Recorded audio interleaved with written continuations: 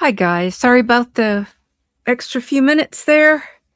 I was running a little bit behind, and some of this I worked on yesterday, so I hope I remember all of the things that. Oh, sorry. What is happening? Forgot to turn my my phone off. Sorry, Kenny. I just saw you had a live schedule. I didn't realize it. I went through and checked and made sure nobody was currently live, but sorry about that. I hate to do that. I didn't get a chance to see what was uh what was scheduled because I was running so far behind myself. So this way that I'm doing it takes a lot of work because there's so many exhibits. But this is what the whole unsealing is about. If you didn't watch my first one, um, or if you already watched my first one, I'm repeating myself. So sorry about that. But the whole setup of of the great unsealing was all about these are little exhibits that are attached to the motion for summary judgment and also for Blake's motion for spoliation. So the whole point of it is that it's supposed to work hand in hand with these documents. So that's how I wanted to approach it because it was a little overwhelming to just sort out like where to start to go through all of those unsealed exhibits. So that was the best way that I could figure out how to do it was to do it in the order that it was meant to be. Plus, I really want to highlight the glorious writing of Shapiro, who wrote this masterpiece of a motion for summary judgment. So, two birds with one stone. It organizes things, and then we get the most out of her document. But before we get started, I just saw this on X a little bit ago, and I thought it was so funny. So this is Justice for BJS, so shout out to that account. And they say Blake Lively says Justin and his team use bots. Notice anything about the likes on her dying Instagram? And they've got four pictures here that they took from her Instagram. Apparently, these are the accounts that are trying to keep it alive that are actually liking her stuff. So if you notice just this first one, does that look like the same person to you? And it's probably not even a real person. I mean, they may have taken a snapshot of a real person. It's more likely AI, but this is, I'm assuming, what when they say bots, this must be what they're talking about. And it's not us. We're all real people. But look at this. It's either, I mean, this is the most low effort bot nonsense I've ever seen. Even if the name is different, it looks like the same person. But in a lot of cases, they haven't even tried to change the name. So what, I mean, as pretty as she is she even real? And it's very, very unlikely that if she's real, she's got all these same accounts that she's just going in there and liking Blake's posts. So once again, we see with these people that every accusation that they put on somebody else is really just an admission of what they themselves are doing. But I just wanted to share that real quick. Yeah, probably bought from a bot farm and a very low effort cheap one. Like I've heard that you can get some really high class ones that look more realistic and that will even offer like happy friendly comments for you. Chrissy asks, can you quick explain bots? So what bots are, and there's actually things called bot farms. And I found this out when I was covering a case related to Murdaugh, a conspiracy case that came out of the Mallory Beach boat crash case. And it was being used against them. And what they are is they're often not even set up here in the United States. I mean, I'm sure there are some here, but they're often in India or China or Russia or somewhere like that. And it's a literal, like, huge room that just has device after device after device.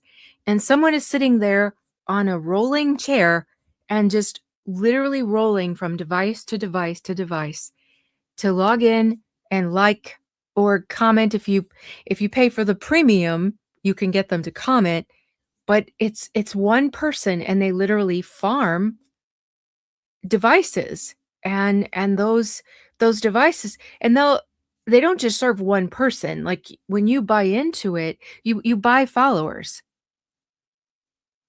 and that's all they are. It's one person just rolling around a room full of devices and clicking from account to account to boost their likes or their views or whatever service it is that you've paid for. And it's so crazy to me that I've heard that people have said that hers and Ryan's engagement is really, really, off.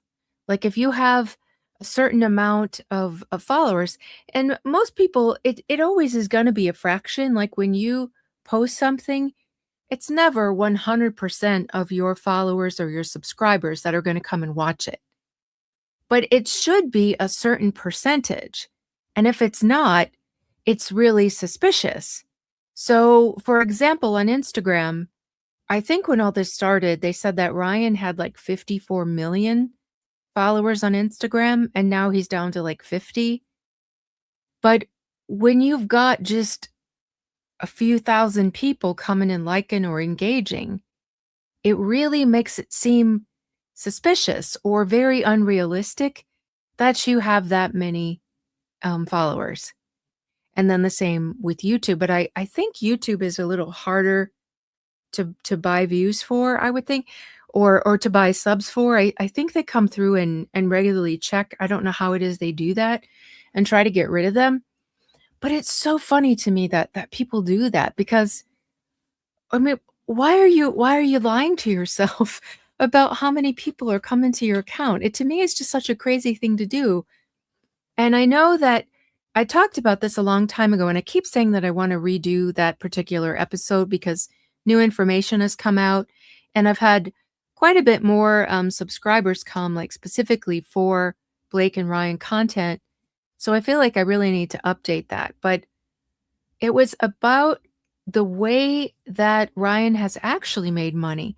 And surprisingly, it's not really through his Hollywood earnings, because for a long time, he wasn't really making that much money. A lot of his movies were not doing well. And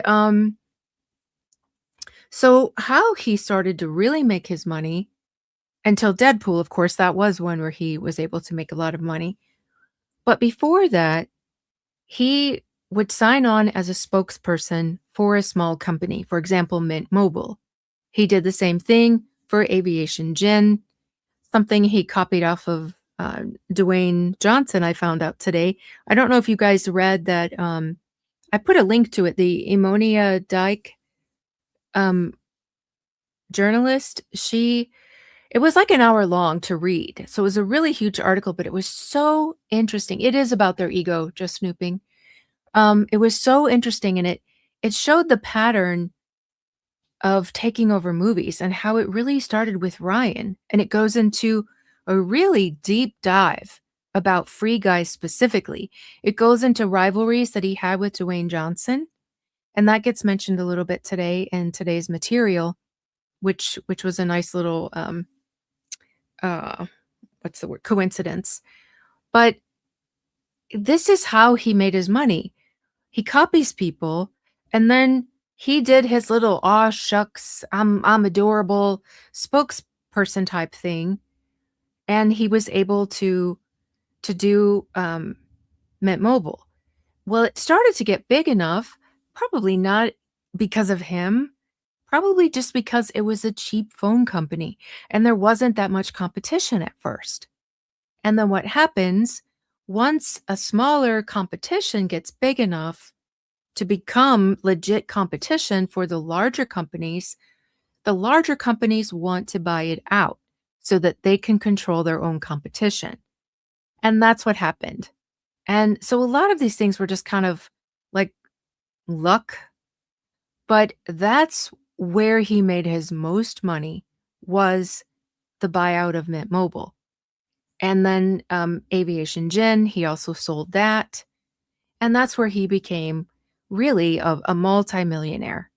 and then he started investing and did the soccer team and, the Formula 1 team and that kind of stuff, and then because he already had his marketing company, because he already had contracts in Hollywood, deals with Netflix and Amazon Prime and Hulu, he was able to make this TV show off of it, and so from one TV show or from one investment, like buying this soccer team, then he made a TV show, and then he marketed it with his own marketing, and then he was his own spokesperson with the sponsors. So he, like, cut deals, and I described it as a terrarium, and if you know what that is, um, it's like a sustainable circle of life, really. It's oftentimes enclosed, so it has its own atmosphere.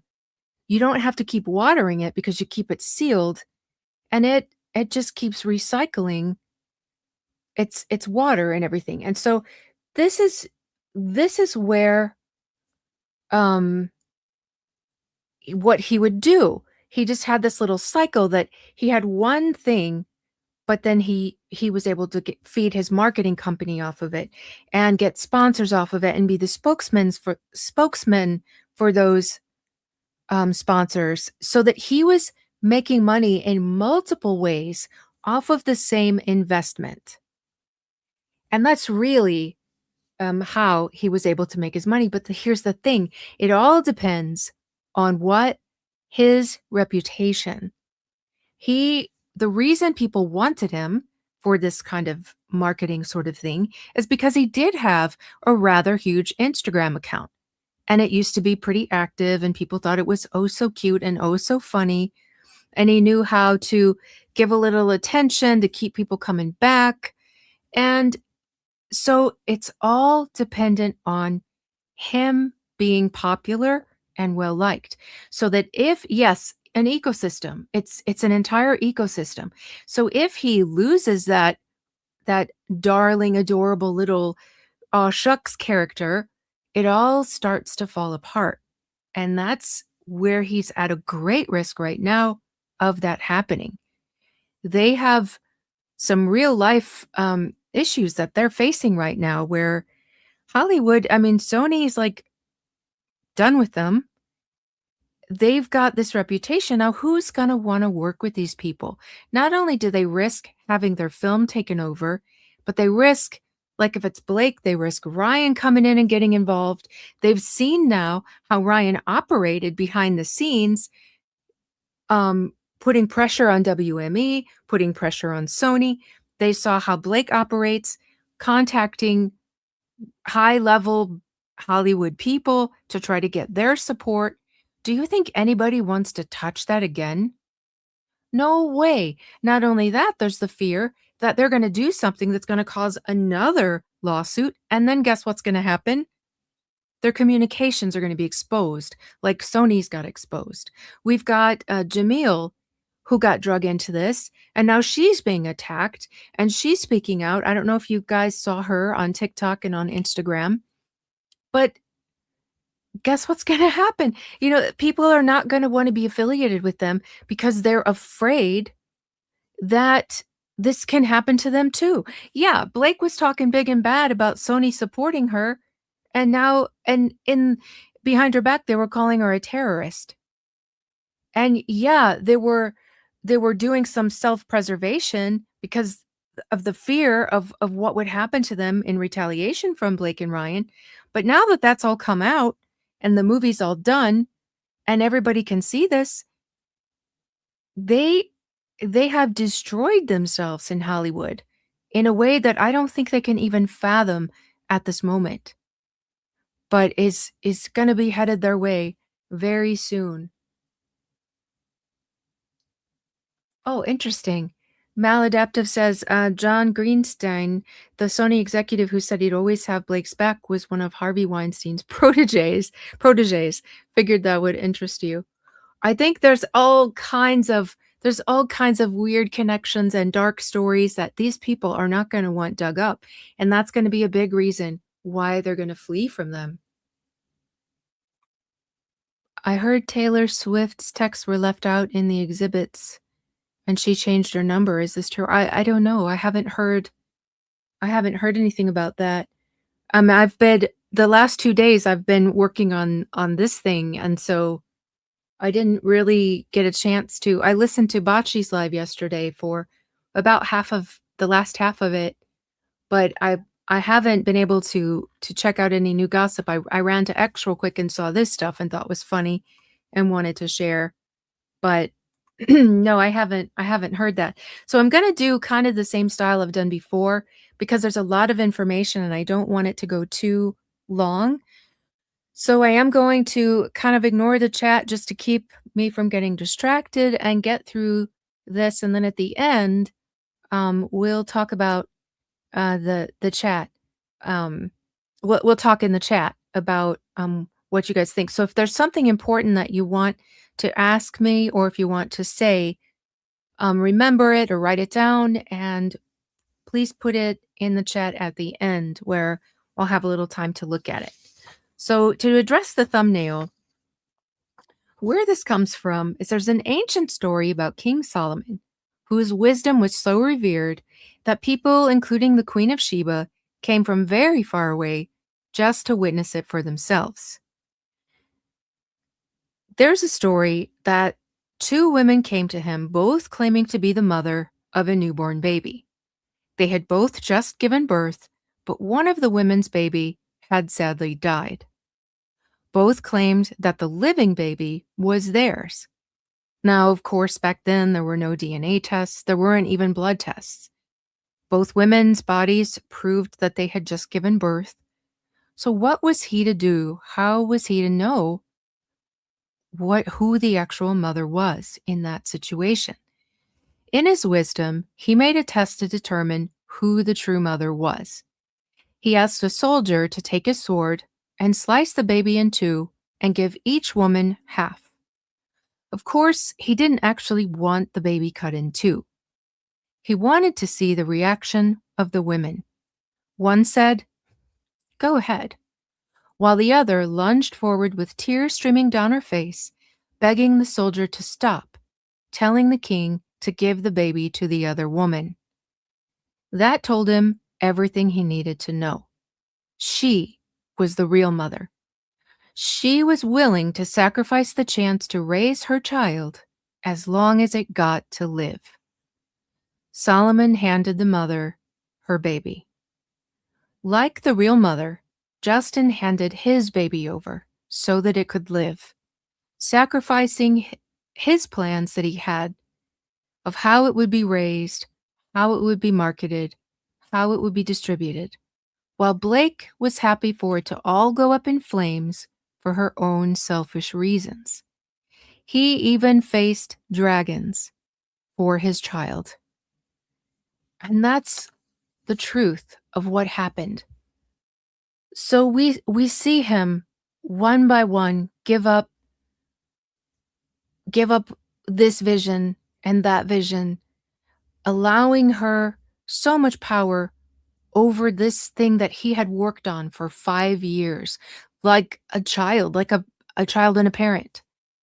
He went through sacrifices. He did so much research like we saw in the first one. And she didn't care about the story. She never even read the book to this day.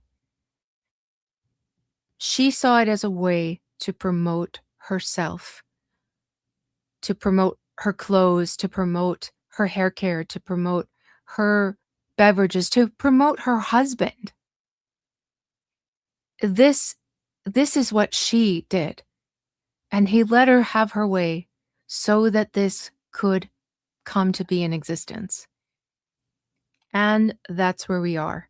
And that's what we see. And that came to me when I was looking through this motion for summary judgment. And it is emotional. I see some of you guys saying that how emotional you got. I got it. I when I was reading this to my husband, I had tears and shaky voice. I had to stop several times because it is like that. So, and I'm gonna stop looking at the chat again because you guys are talking about interesting things, and we'll be here all night if I don't. But this is where we left off. So we had part 1, this is part 2. If you missed the first one, make sure and go back and take a look at that. But so this article or where we pick up here, this section D, lively raised concerns about her physical appearance. And I really think this comes to the heart of the whole thing, and we'll get into that a little deeper in a moment. But all of these blue sections, these are the exhibits. These come predominantly from the unsealed exhibits. Some of them were already unsealed, like, for example, if it was Justin's own deposition or Jamie's deposition or any of the Wayfarer parties' depositions, they went ahead and unsealed them because they belonged to them. They could make that decision for themselves. So we already had those. If it was something that belonged to them or had previously already been made public, they put it out there. The rest of it, things that Blake had marked as confidential or was trying to keep sealed, those are the things that were unsealed. So all of these exhibits, they point to other documents or these unsealed things. So that's what the blue is about when you see it. And so when I get to those, I'm going to go ahead to those exhibits to make it all make sense for you. Okay, so this is what, when they make a statement in a dispositive motion, like this motion for summary judgment, they have to, the motion for summary judgment is not just based on pleadings, it's based on evidence. So when they make a statement, they have to back it up with evidence. And so that's why we have this laid out the way that it is. And that's why there's so many, because they really want to prove this point. And if they can get this point proven where it doesn't need a jury to decide, when it's undisputed or very well proven, the judge can rule on it. So that's the setup of all of this. So this is Exhibit 42, and it's a message that you've seen before. This one wasn't sealed. Justin had revealed this because these are his own personal messages. This has been revealed to us since way back that timeline that he released. So she's talking about having to do a ton of work to lose the baby weight without having a ton of time. And she asks him, what's the chance we can do body scenes at the end of the schedule? And he lets her know it comes down to locations, other cast availability. So to be really honest, I have no clue. And this was such a selfish ask of hers because it involves so many things, like locations. They've booked this stuff in advance. They've already paid for things. They've already paid for travel. There's other cast, you have to worry about their availability. Jenny Slate she's like Ryan, prolific. She's not a high earning actor, but she has made, if you go look at her IMDb, she has made a ton of things. So there are other people who have busy schedules and they have to be consulted. The world cannot revolve around Blake, but that's what she's asking for here. And he realizes he might, he probably knows at this point he's really not going to be able to do that. So he tries to reassure her. He says, you will look amazing. Anything you're insecure about, we'll talk through, we'll get creative together, we'll make you comfortable. I just don't want you to stress about your body. It's the last thing you need. As soon as I have a rough schedule that's even remotely accurate, I'll share and make sure the team keeps this in mind as well. So it makes me sick to see how Blake has portrayed this man. Like you see her apologists out there. And again, I stole that expression from attorney Britt. Commit to the Brit is her account name. I love that woman. I love her rough and raw style. She just puts it out there. She's not trying to be prim and proper. She's not trying not to offend anyone else in the legal community. She's just like, I'm going to speak the truth. So if you haven't seen her, check her out. She's amazing. But she calls them Blake apologists. And I love that so much more than Blake bots and Blake stands, because that's what they're doing. They're excusing her and allowing this behavior and not calling it to for what it is. They defend it at all costs, no matter what comes out, what they see, they still keep defending it, and it's really sickening, and that's what you call these people, they're apologists.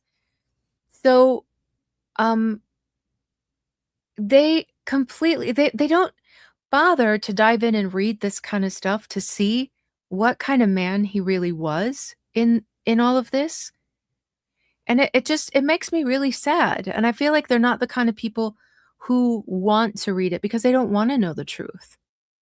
And I just can't understand that because, like I said, so many of us, we started off supporting Blake because we wanna support women. But truth is more important than what your gender is.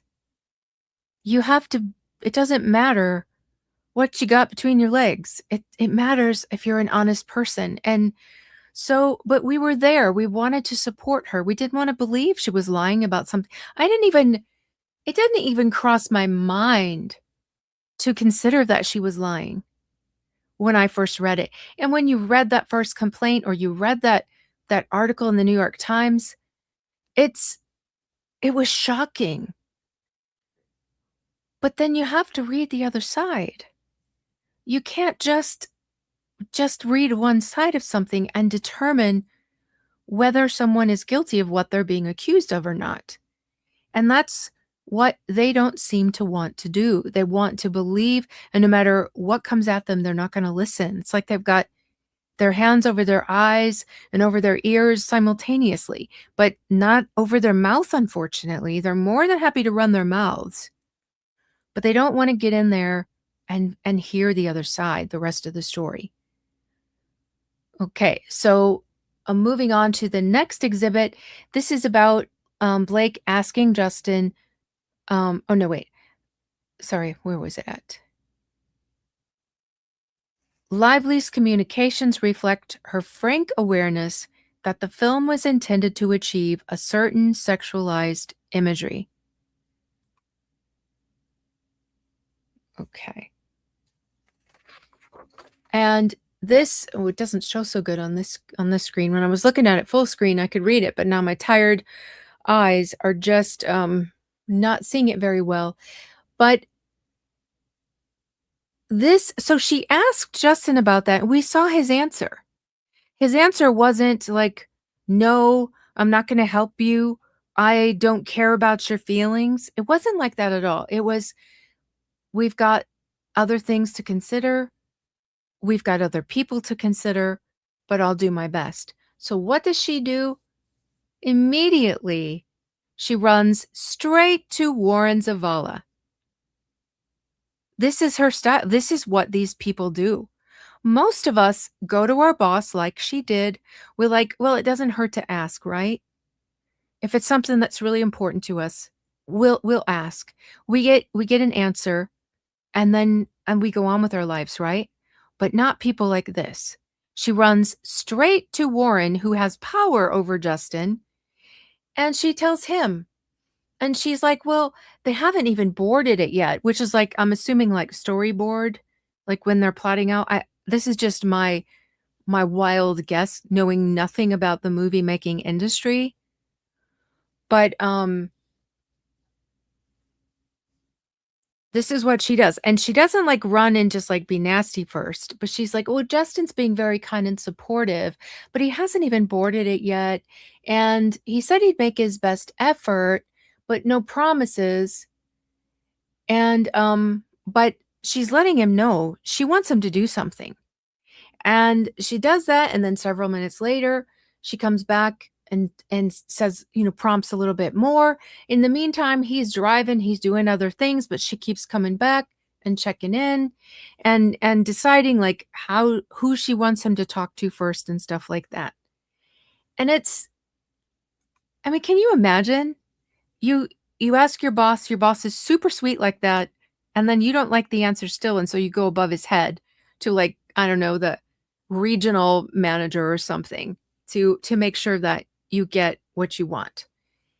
And it's so gross. So then, the next one is that she she mentions that sexiness in the film and the marketing is critical to its success. So they're saying even she acknowledged she likes to make such a big deal about the word sexy being used, but even in her own communication with this high-level guy, she recognizes that this film must have a sexiness angle because that's what the book is about. And she says she doesn't shy away from it when what we've seen is yes, she does. And so going back to that same exchange, we'll go to the top of it now. That's where she says this. And so she talks about speaking to Justin about boarding the movie, and then she's like telling her little sad tale. So what's this, Blake? Your tiny violin? You're 4 hours a day working out, and but it's so hard, oh, so hard for you because you're the only woman that's ever dealt with a situation like this. I see, I just had a baby, and no matter how hard I work. Okay, so play the tiny violin in Taylor's words. But she says, that's where she says this directly to Warren. This sexiness in this film and the marketing, I'm sure, is critical to its success. So even she acknowledged this. So to turn around and make such a big fuss about anybody ever trying to get sexy scenes put in or speaking about something being sexy, it's so hypocritical because she knows that the movie needs to achieve a type of sexiness. That's in the script. It's in the book. The movie was originally supposed to be rated R. It's all supposed to be there. And it's not all just coming from Justin because he wants to nuzzle her neck or try to slip in a kiss. It's such a ridiculous accusation. So part E is they're saying that Wayfarer, It Ends With Us, LLC, and Justin all took steps to create a safe set. And the other thing, the way that there's a lot of this about cutting down the accusations that Blake has put, both in her complaint, in statements that she's made to the press through her spokespeople and her attorneys, and they're disproving it all. The way that they've dressed it up is that there was no HR and that there was no employee handbook and there was nowhere for poor brand new Blake to go with all of this persecution she was going through. And so they present to the court the employee handbook. They say it expressly prohibits. And so here's directly pages from the employee handbook. And it talks about what's prohibited. It talks about how Wayfarer encourages the prompt reporting of complaints or concerns. And it even, look what it puts right here. The California Department of Fair Employment and Housing. So her FEHA claims, her complaint that she finally files in December of 2024, it's that FEHA. It's, what does it have right here? A toll-free number or a website if you don't want to talk. It couldn't be easier. The EEOC, where she's gone later and filed a complaint in order to have this federal lawsuit, she found her way to that once she was good and mad after Stephanie Jones reveals the text to her. She could do it, but all along, here was the phone number and here was the website. And she tries to say she never got this employee handbook. So that's a he said, she said thing. But when you're almost 40 years old and you are beside yourself and devastated and in shock, couldn't you ask? Couldn't you think to ask for a copy of this? I mean, is that so hard? I think I knew from my first job at 16 years old that if I was having issues, I could ask for this. How was she so at a loss to go through all this? And yet the apologists, they paint a picture of this poor brand new woman who has no idea what to do in this situation. Even though she brags throughout her deposition and stuff about all the years that she's been in show business. It's over 20 years. She's married to Ryan Reynolds, who's been in the business for a very long time. She's a member of the SAG-AFTRA union that has all kinds of material to help you out and their own hotline. But poor Blake, there was no HR and there was no employee handbook. Okay, those lies cleared up right here. They also had training about this, and they had an HR department. As you can see in this deposition, I think this is Jamie's, and we find out that there's even a head of HR, and guess what? It's a woman. How hard would it have been to have asked somebody? She made it like, well, I tried to file a complaint with Sony but Ange told me that she couldn't help me because they don't cover it. And what was I supposed to do? Go tell my bosses and my director that I had a complaint? How about you ask, who's the HR rep? Who do I speak to from HR? Is that hard for someone who's almost 40 years old and been in the business for over 20 years? It's not hard at all. And she would have been directed to this, I'm sure, very nice woman, Cynthia Barnes, who is retired. Officially, she retired from being the head of HR in another company. So she's got decades of experience. And then she came to work for Wayfarer after retiring. And they asked how long has she held that position. She's been there longer than Jamie. So she's been doing this job for years. I'm sure that Miss Cynthia is very, very qualified and could have assisted Blake if Blake had only done the right thing, the big girl thing, and asked to speak to HR. Okay. And then if she didn't like Cynthia, guess what? There's an assistant. And her name, let's see, where is it? Someone named Mitz. I mean, with a name like that, you got to be sweet, right? Just call me Mitz. That sounds pretty laid back, easy to talk to. There were options. She had options all along. But the point is, if you really are under stress, if you really feel like you're being harassed, you want it resolved, right? But if your accusations are meant for another purpose, like maybe getting more power, to have something to threaten and hold over the heads of other people, maybe it's not in your best interest to go file an official complaint, because she would know what happens with an official complaint. Everything stops and it gets investigated. They would have shut it down, all of it, and it would have been investigated. And they would have found out that it didn't meet the standard of sexual harassment. Adjustments would have been made and they could have gone on. But if that's not what you're after, that's not what you do. If you're after something else, maybe you go about things in a much different way, which is, in my opinion, what happened. Okay? And then if that's not good enough, Lori, once a gossip girl, always a gossip girl. Exactly. Thank you, Lori, by the way.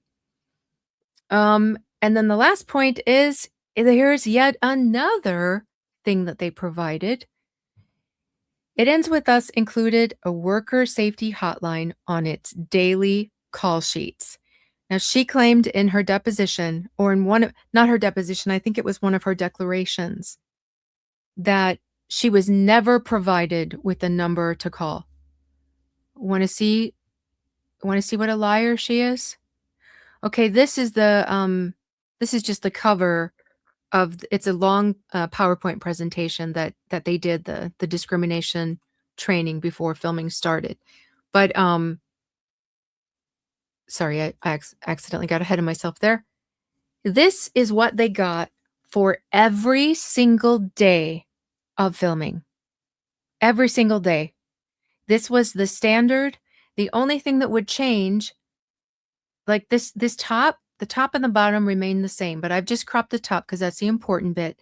And then this fill in of like the scenes that they were going to film, the set, what the set was going to be, and I don't know what this DN is, what pages from the script, which cast members were going to be involved in it, and what the location was. But beneath the weather and the sunrise and sunset, what do you see? Safety hotline. And then it says Vigilant EHS Anonymous. That lets you know, hey, this is anonymous. I will be protected if I call this. If she's so overly concerned about upsetting her boss, well, never fear. This isn't Wayfarer. This is its own private, separate, anonymous hotline to call. So here were her options. She could have asked for the HR department. She didn't. She could have contacted FIHA. We know she knows how because she eventually got to it. She didn't. She could have contacted EEOC. She knows how to do that. We see that now. She didn't. She could have contacted SAG-AFTRA, that she's a member, pays high union fees to, but she didn't. And now we know that every single day that she was on that set, she was handed this paper with a number with a hotline on it, and she didn't. 5 different ways that she had access to every single day and chose not to pursue. So what is Vigilant EHS? Of course, I had no idea what that was. They are leaders in production safety, EHS, and compliance, and they specialize in films. I looked a little bit more and look at what's on here. Sony Pictures is specifically named as one of the people that they represent. And look up at the right-hand corner of the box. On every single page that you go to in their website, that is there, and it is contact. So guess what? You don't even have to dial the phone number. You don't have to find the website. In case you're so brand new, you don't know how to do those things. All you have to do is click on that little blue box and you will get help. Too hard. Too hard. They've got all the instructions right here at SAG-AFTRA. Like I said, she pays huge union fees to them. Been a member probably as long as she's been acting. Her husband's a member. This is what she could have done. And right here, they even have after hours emergencies. So if she got home and she was so distressed that she was laying there shaking on the sofa, she could have called them. There's no excuse for the way this went. Yes, K-Bella. Or not K-Bella. Oh, oh my goodness. I'm so bad at this. Where did it go? Matcha latte. Said K-Bella Ryan was her HR. That's true. Yeah, she went to him instead because the two of them map out their little evil plans. In my opinion, don't subpoena me again, Reynolds family. Okay.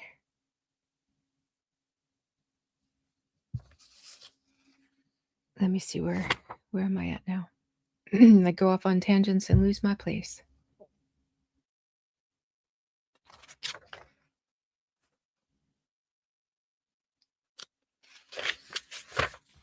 Did I go past? Sorry, guys. I'm like totally lost here. That's not it.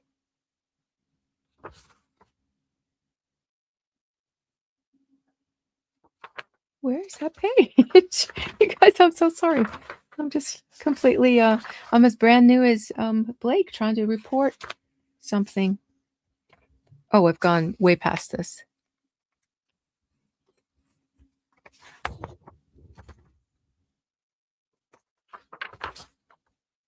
Good grief. Okay, here we are. So there was an offer letter. Lori says, thank you, Lori, again. I like it better when you call them raisin eyes. Oh my goodness, I laughed so hard. Who made that up? Where did that begin? I want to give credit to that because that is absolutely hilarious. Okay, so then we move on to this offer letter. So we know she never signs the contract, but this offer letter that, and I think we talked about that in part one. It's all kind of running together in my head now. But the offer letter, that this is more protections now. So we already saw what protections were in place with all of that. Now let's add to that what else she had. So the contract was never signed, which would have given her more protections, but even without that, was it the Bushbirds? I thought so. Oh, that is so fun. It's so perfect. And I felt like they got smaller and closer together, like the further this lawsuit goes on. But, so the offer letter provided that she would not perform any nudity or I think they meant simulated, not stimulated, but that's a funny mistake, um, sex without her prior written consent and without negotiation and execution of a formal nudity rider. So even without her actual, contract, they at least had this and they protected her in it. So if you look under miscellaneous, it says no nudity or simulated sex without artist's prior written consent and negotiation execution of a nudity rider. And then there were even further protections about digitizing or doubling without the artist's written consent. So they thought this all through, didn't make her wait for the contract. She was already protected 6 ways to Sunday. Okay. What else did they do? Before filming began, they hired an intimacy coordinator. And you know what was interesting in her deposition? She admits in her deposition that she had never before worked with an intimacy coordinator. I thought that was very interesting because she's done some much more, shall we say, stimulating scenes before. But yeah, she had never worked with one, and that's another point that the apologists make me so mad because they just take her word and buy up that it seems like she's the one that demanded an intimacy coordinator, and they will argue this point with you. I had this argument with someone just a couple of days ago on X that she demanded and she made sure that everybody was protected with an intimacy coordinator. No, there was already one provided.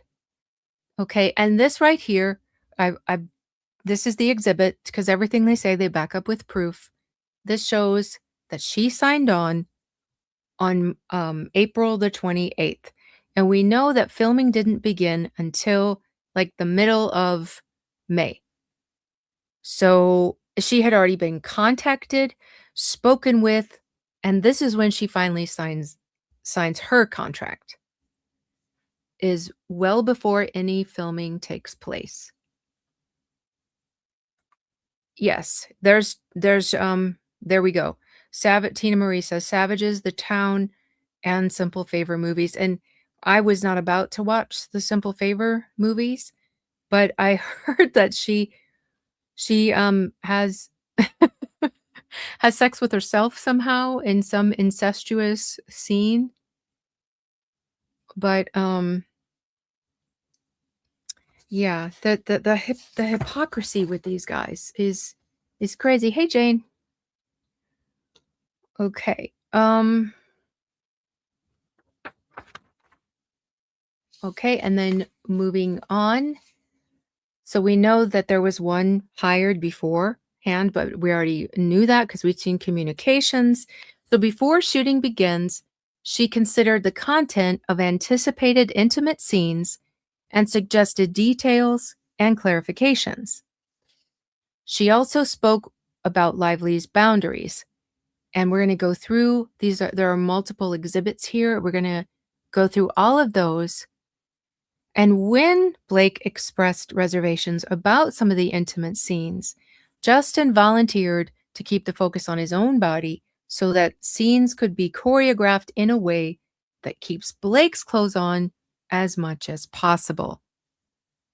And as he called it, he said he wanted this filmed according to the female gaze. That's why he wanted a female intimacy coordinator. And so he's like, look at me then. And I'm sure most of the women would rather have looked at him than her anyway. Thank you, Jane. Member for 16 months. Aw. Thank you. Um so and then it talks about the nudity writers. So let's get to some of the exhibits as proof. So here, way back before she signed her contract that we just looked at a moment ago. So this is the very beginning of April. He says, I just hired an intimacy coordinator who I love. We'll set you up to meet with her next week for an intro.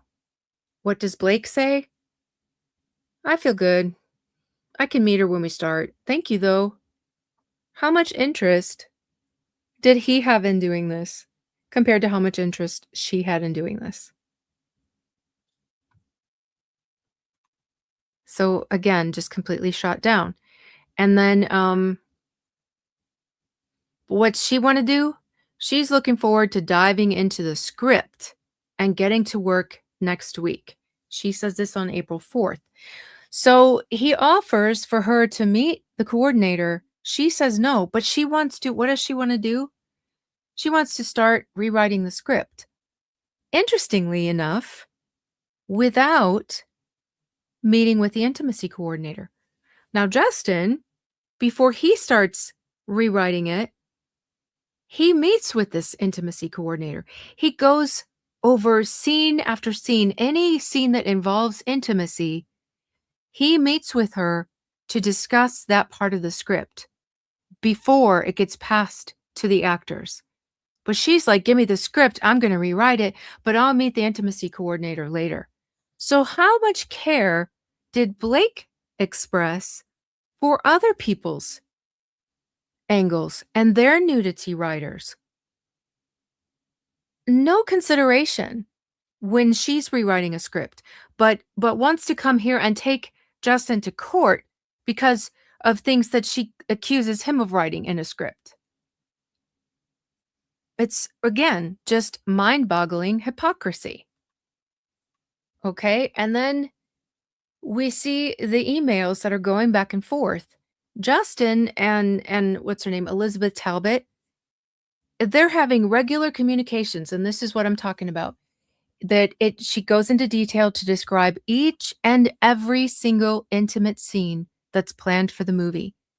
She discusses what's going to be in them, what's going to be asked of each actor, and then she's going to be the one, not Justin. She is going to be the one to discuss each of these scenes with Blake so that she can get Blake's honest. So Blake doesn't have to talk to her director or her boss. She gets to talk to this woman who's there to advocate for her. This woman is not a Wayfarer employee. She represents something else. She's there to fight for the actors and advocate for them. All right? This all set up to make everything as comfortable for Blake as possible. Now, we got to be all grown up when we look at this paper.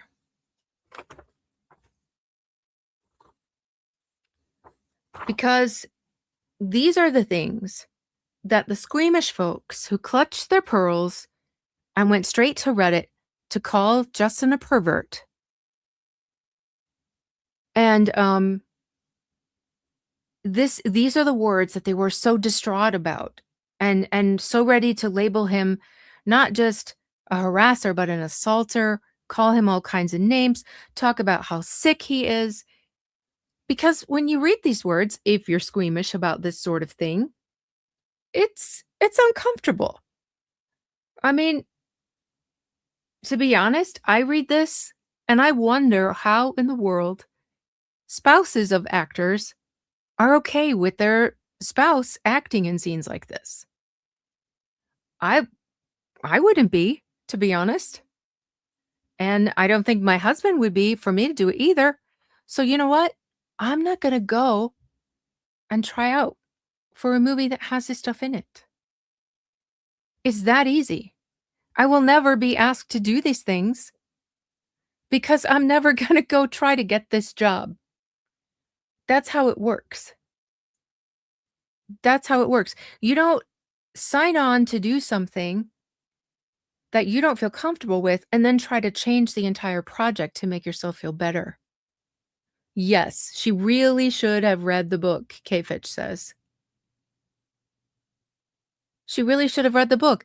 And here's the thing. Okay, well, let me get back to my notes because I have kind of longer notes on this particular frame. I go, let's see.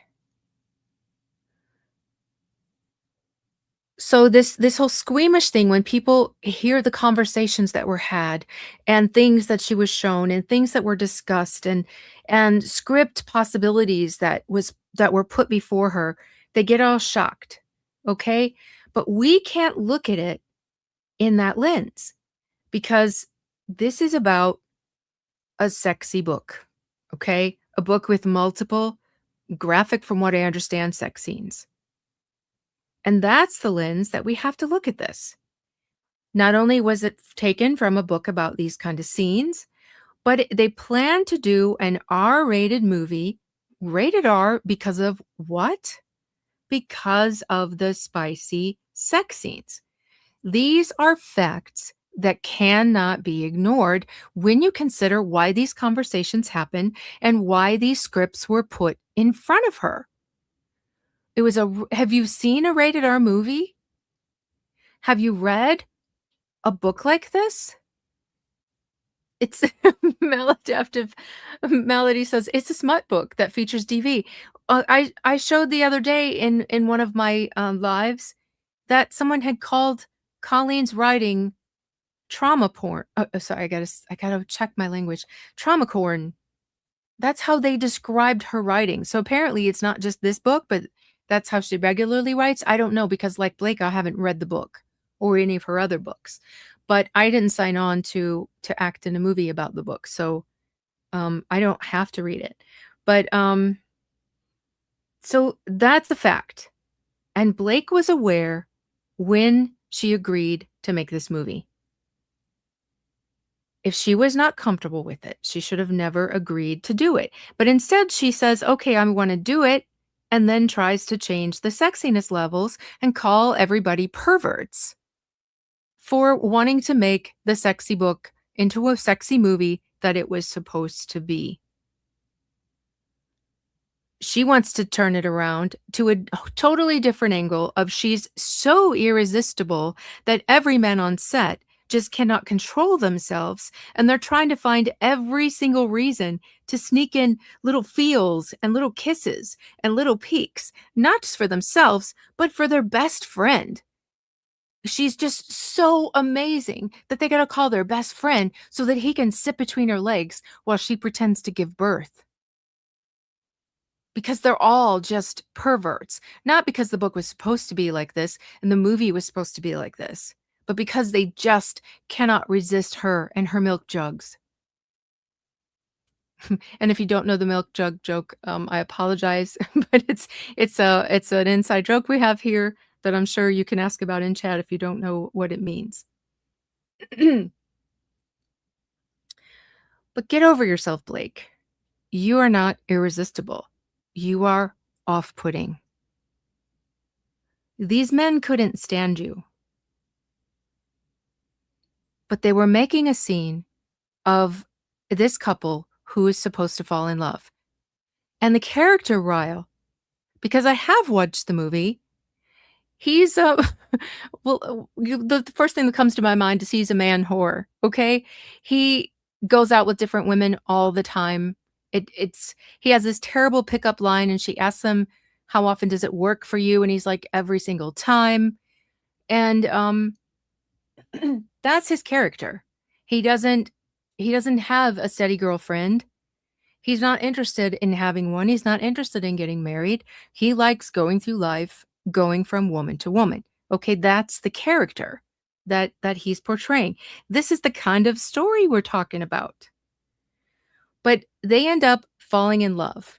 So here's this guy who meets her on the roof, wants to have sex with her instantly, not even knowing anything about her.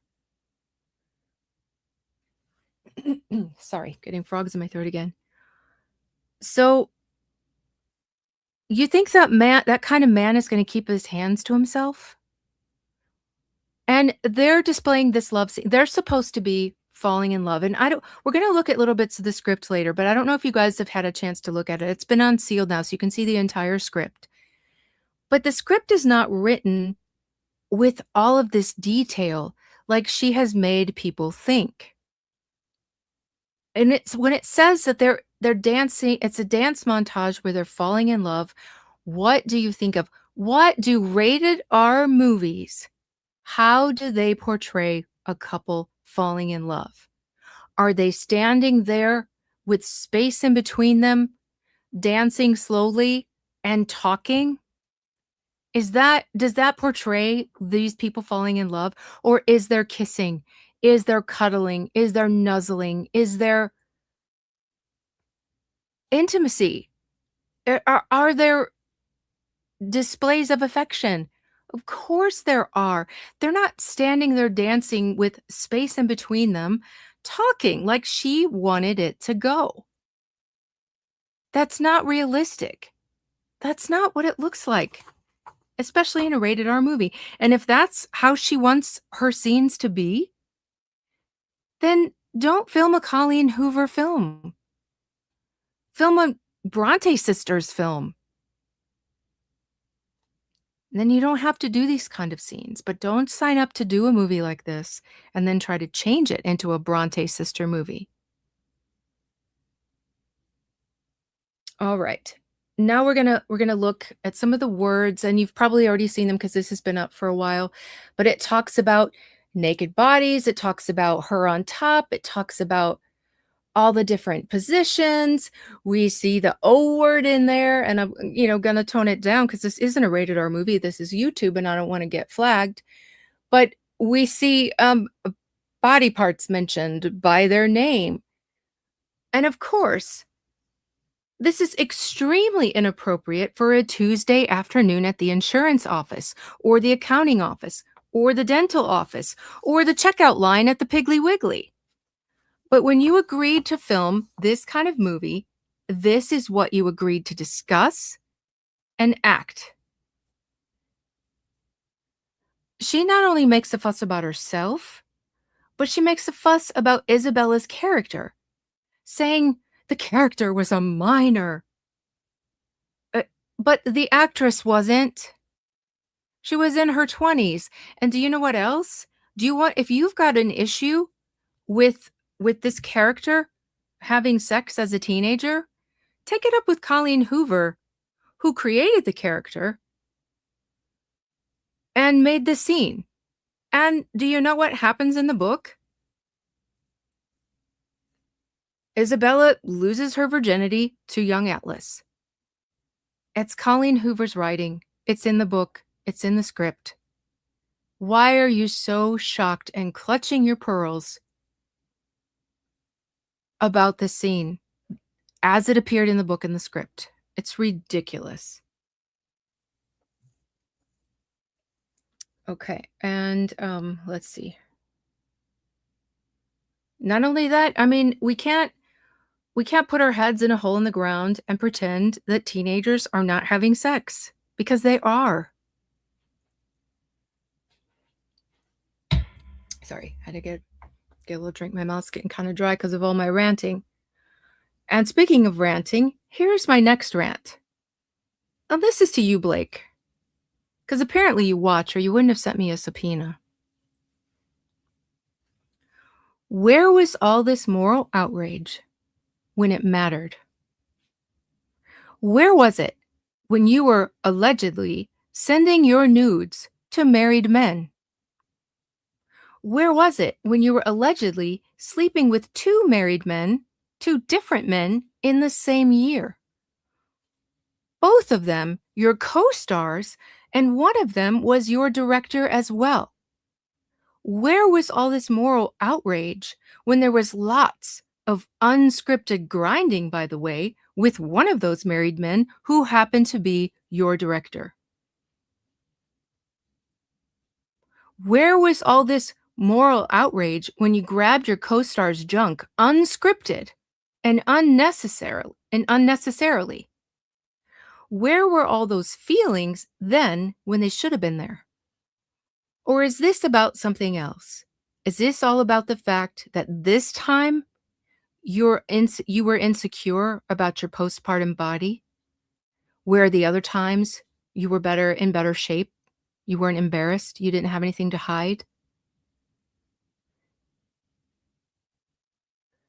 These are the issues that Blake had that made her uncomfortable about shooting, and we see that. We see what sets her off is all about the discomfort with her body. So we saw the first thing that set her off is she asked for the filming to be changed so that she could film the intimate scenes later when giving her more time to lose weight. And she was told no. And to me, that was the first strike. That made her mad. She didn't get her way. She went to Warren. That didn't help. So what did she do? We talked about this before. She just doesn't show up for those scenes because he said, no, we can't do it. We can't move things around. I'm sorry. This is the way it's going to be. I'll work with you. So she just doesn't show up. And so they had to scrap a whole filming sequence that was supposed to take place where they were supposed to go get married in Vegas and have their honeymoon in Vegas. That all got scrapped because she's like, fine, you won't give me permission for it. I just won't show up. That's how insecure this woman was about her body. Okay.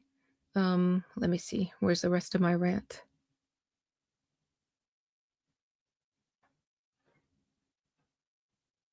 Okay.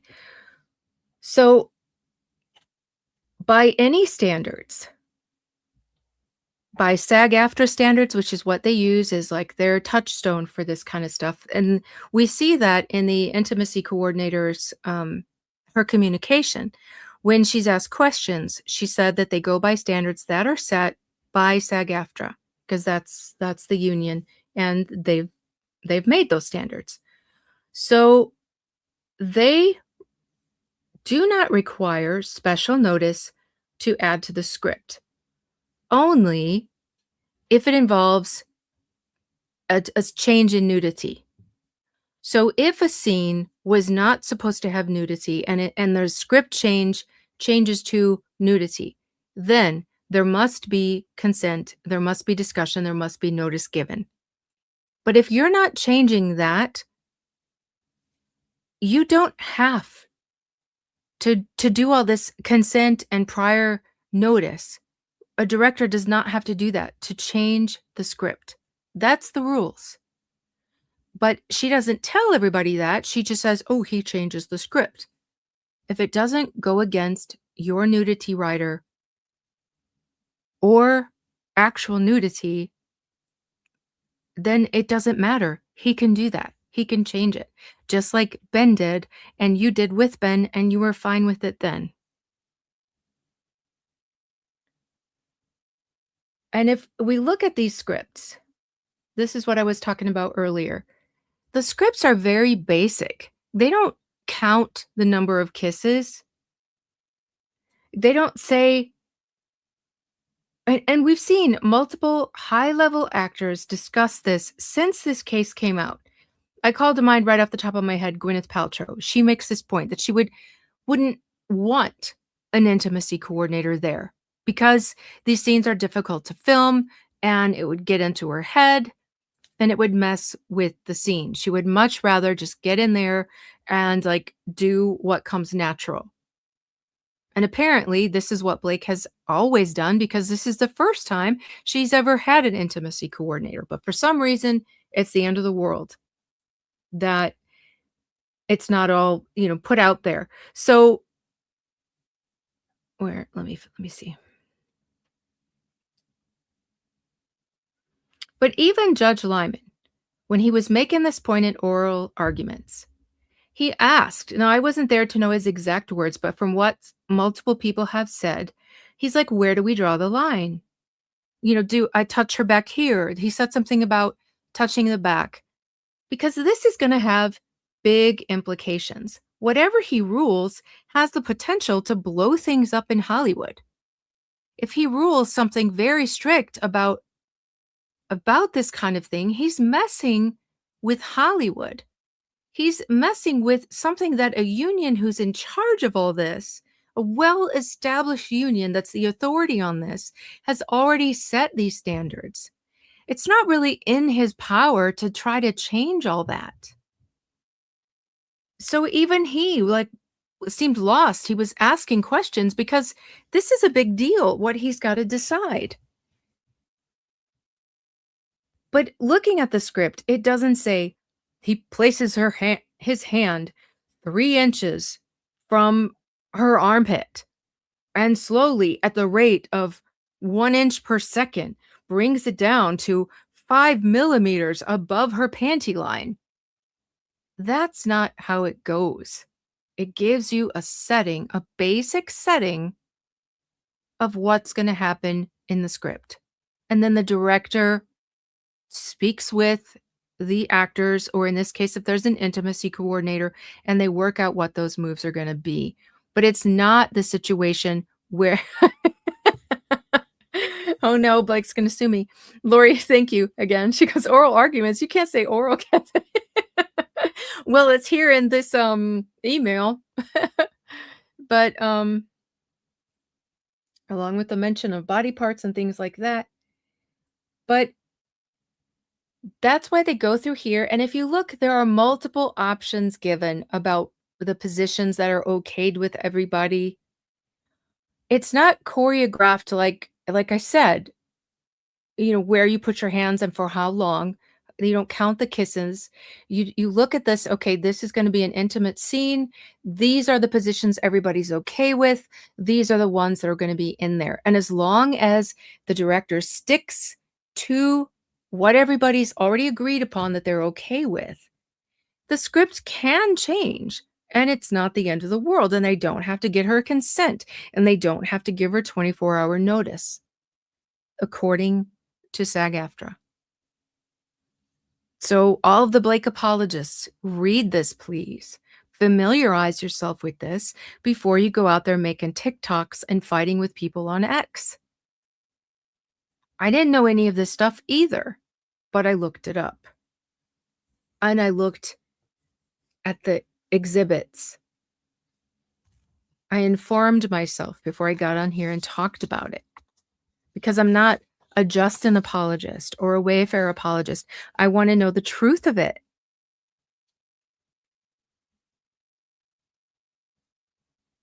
Okay. If you're going to do an adult movie, you have to be adult about it. And she was the one that was so squeamish, and she's the one that wasn't meeting with the intimacy coordinator. But we see this woman go back and forth between the two. And a lot of this was done for Blake's comfort, so that her director, her boss, this man, wasn't the one discussing this stuff with her. She got the chance, like I said earlier, to talk it out with a woman. Now, if she had been doing her job, she would have been meeting with them. She would have been having these conversations together. But I'm glad that she didn't, because since she didn't, that's why we have these pieces of evidence, these exhibits. She didn't show up for these conversations, so they had to do these in email. And what a blessing it turned out to be. Because if these had just been conversations, we wouldn't have it. Wayfarer wouldn't have this evidence to prove what was happening. So it's a good thing that she didn't show up. So we have all this recorded and preserved. All right. So this is an email chain. So she talked with Justin, then she emailed Blake to set those things out, and now she's talking with Justin again. And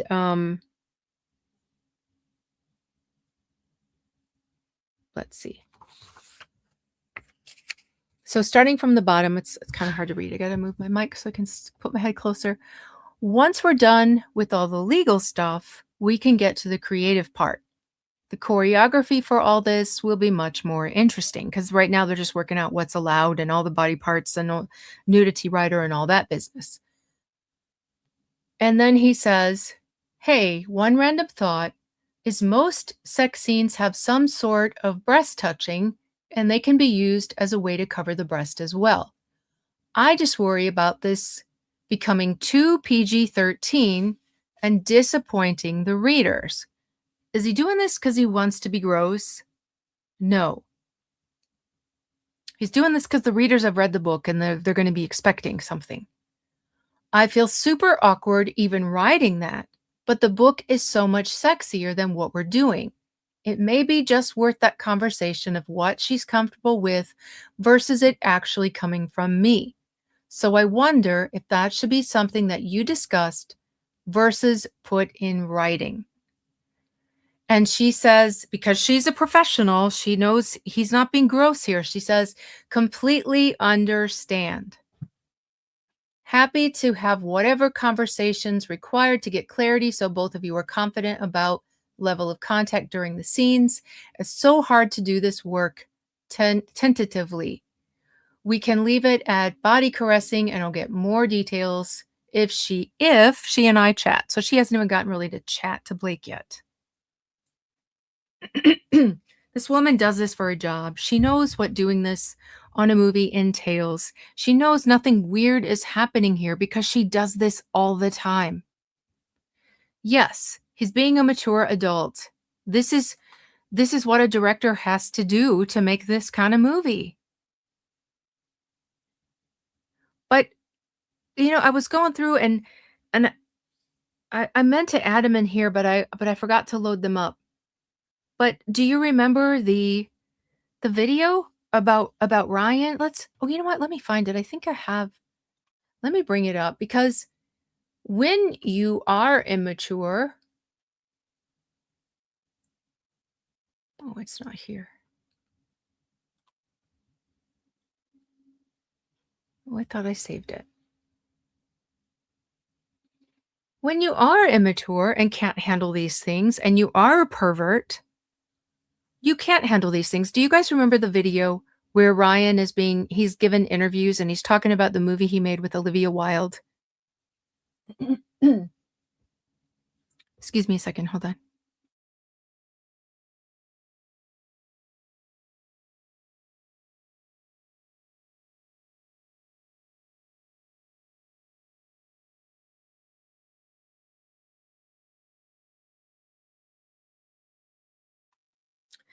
So in this interview, he talks about the scene that he was doing with Olivia Wilde.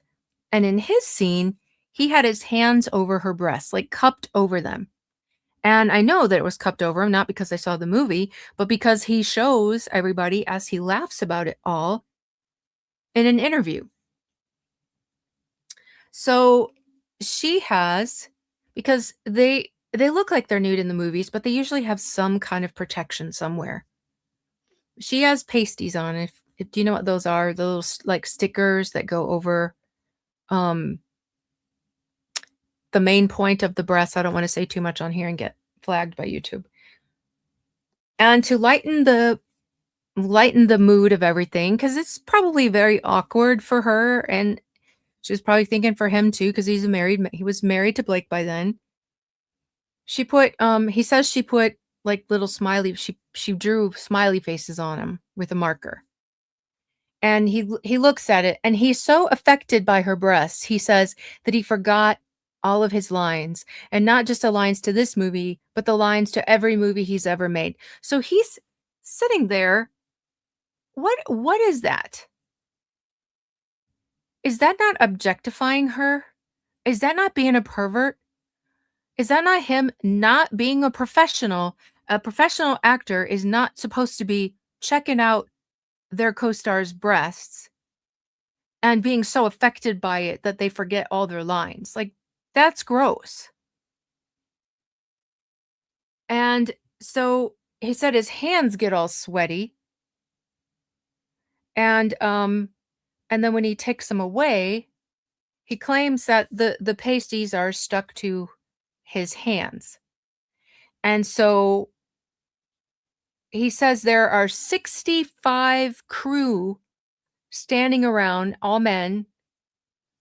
Now, Blake wants to fuss about what she was wearing. She wasn't topless in front of when she's filming her birth scene, was she? But she makes a big fuss about that. And what does Justin say about those 65 men that he has exposed Olivia's breasts to? Sorry, this caught my eye. Imlabad, I don't know how to say that name, but she goes, gross. Ryan, clammy hands. Those raisin eyes and clammy hands. So, how does he describe the 65 men? He says that they've just won the lottery. Why? Because they all get to peek at this actor's breasts. Who's the pervert? Who's the one objectifying their co-star with his clammy hands? Bruce, Bruce, we can always count on you to have one big line like this every live. Bruce the Moose says, moist Ryan hands were not on my bingo card, luckily. Yes. Too bad Lauren's not here. It's one of her favorite words.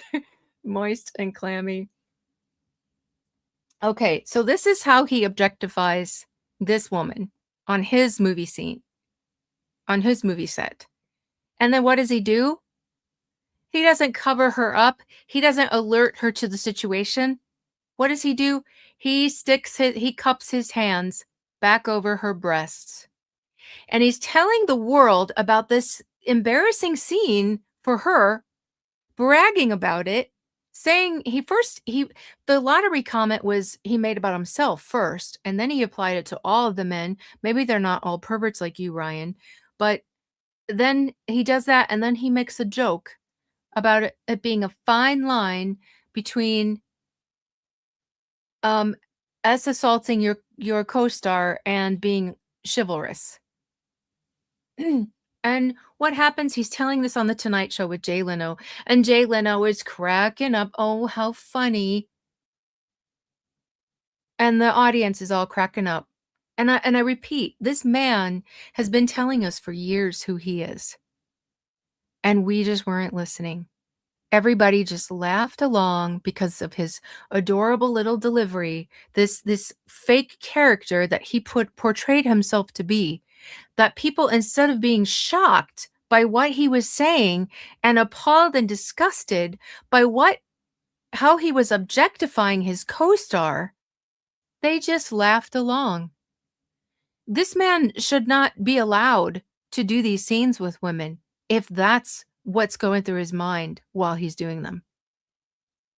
Maybe because her own husband puts these scenes in there and does these scenes so that he can grope other women and win the lottery because he gets to peek at their boobs. Maybe that's why she thinks that's what Justin was doing. Because every accusation these people make at someone else is them admitting to their own sickness. And that's what this was.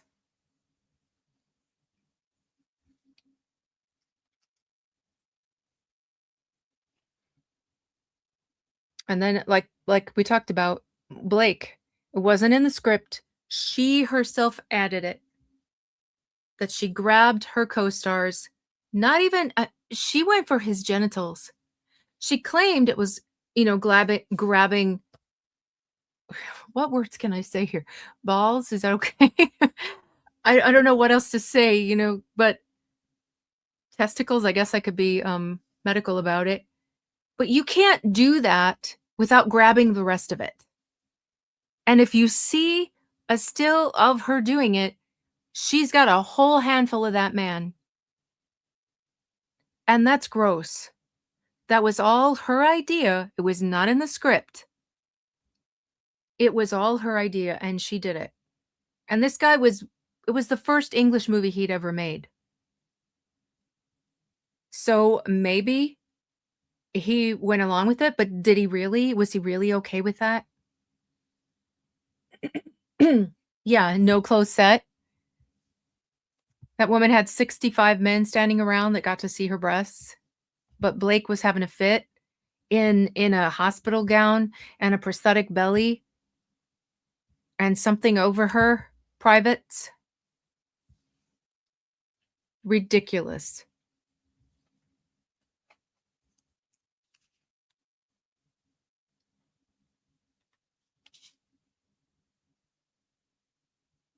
Okay, where were we at with this?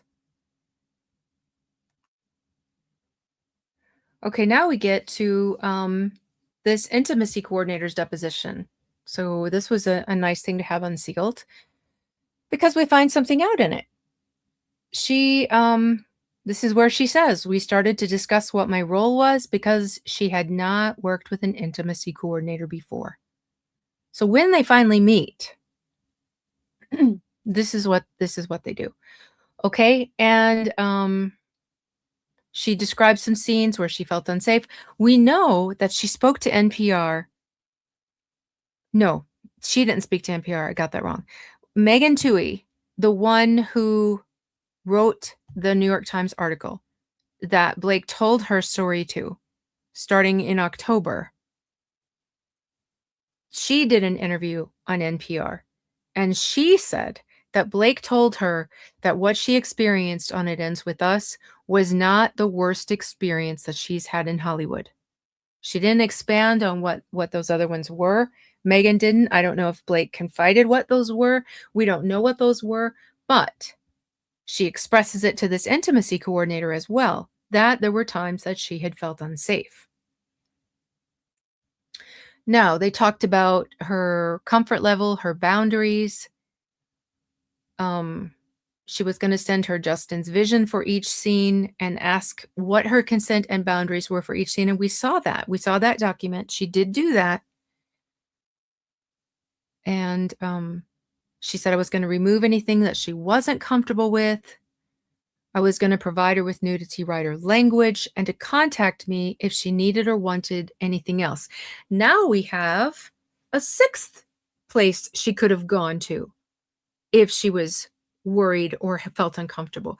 She could have contacted this woman and said, hey, he did this. Is this okay? Like, I don't feel all right with this. She didn't. So add this to the list. Then here's the big question. Did she ever contact you to say she needed or wanted anything else? No. That says a lot. Hey, Donut for Justice. I heard that, K-Fitch. Harrison Ford didn't like her, and she had seen none of his movies. The irony. C. Mac says she grabbed him to show him how much power she had, that the director would let her do anything and needed to know she was above his level. It was not needed in the scene. Exactly. I think most things they do are calculated like that. Exactly. Don DeVito. This is it. Look what Ryan had his own child say. Where somebody needs to be representing that child. Where's her intimacy coordinator? Where's someone that can advocate for her? That's way worse than any accusation Blake has made here that seem to be either exaggerated or straight up lies. Aw, thank you, Daphne. Thank you. She says, hi, everyone. I hope you're doing well. You have an entire community that cares about you. Virtual hugs if you accept them. Yes, I accept hugs. This is a hug community. That we have such a great community here for the most part. Just almost I'd say 99% is really or 99.9% really, really wonderful. Okay.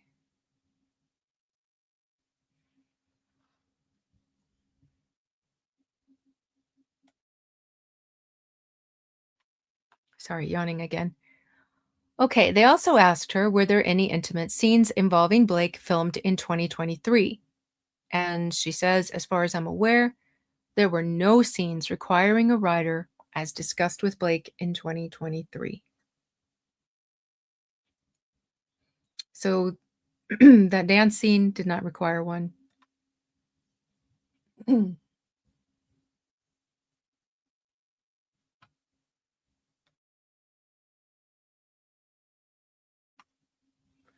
Okay, she gives us a little more insight too about her job and about what it entails. She says, and nudity would oh, no, they ask, and nudity would also include depicted nudity. So, for example, it would be fair to define it as an actor. Wait. It would be fair to define it as an actor is not physically nude during filming, but is portrayed to be nude on film. What does she say? Actually, no. So implied nudity is something that we don't typically do a writer for. And so then they go on talking about implied nudity. She describes it as like you're looking in the like the actor's looking in the mirror, they're supposed to be looking at their naked body, but we're only shooting from the collarbone up. So we're not seeing that they're actually wearing a tube top and sweatpants. We would be just they would be described as nude on camera because they're not seeing the bits and pieces. And they ask, what about inferred nudity? And she says, implied and inferred would be the same thing. It's about what the camera it's about what the camera sees, not what the camera doesn't see. So if they're wearing clothes, but they're portraying as if in the scene they're nude, it's not nudity. And it doesn't need any kind of anything special. Okay. Um yeah, it doesn't require a nudity writer, doesn't require special consent to change a scene. See, we learn so much. This is the intimacy coordinator. This is what she does. Bruce wears full Carhartt, so he never has to have an implied nudity writer. Okay. But Blake apparently wanted to take authorship over intimacy coordination as well, even though she'd never ever worked with one before. Yes. Smelling tanning lotion, Kbella says, intimacy coordinator. It's ridiculous. Okay. And now we have, let's see. She spoke about Lively and Lively's boundaries. When Lively expressed reservations about intimate scenes, Justin, as we saw, volunteered to keep the focus on his own body so that scenes could be choreographed in a way that keeps Blake's clothes on as much as possible. They were working with her. They were trying their best. And we saw that. And then exhibits 61 and 62 are Justin and Blake's nudity writers. And it's Justin's is very basic and hers has all kinds of legal mumbo jumbo in it, but nothing broke her nudity writer. And that's what that intimacy coordinator was there for. Okay. Moving on to F. That in the first phase of filming, Lively did not film any intimate scenes, but voiced objections to certain behavior. So they've got, by her accusations, they've got the world that doesn't care to dive into these documents, believing that he had done all this stuff to her in all of these scenes, but in fact, none of this, because she even admits that the second half of the filming, there were no incidents, that she was comfortable. There were no issues, no problems in that scene. So, okay, well, what about the first scene?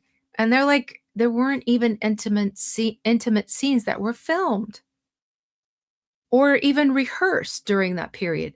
Her stuff is other things. It's not the work set, and we're gonna get to some of her ridiculous accusations in a moment. But we can see this consistent changing of wording because she started off really strong with her complaint. I mean, it was all of these accusations, and then she suddenly discovered, uh-oh, he's actually got video of all of this. So I don't get to just make things up. I have to tell like a little closer to what happened. So now we keep seeing this.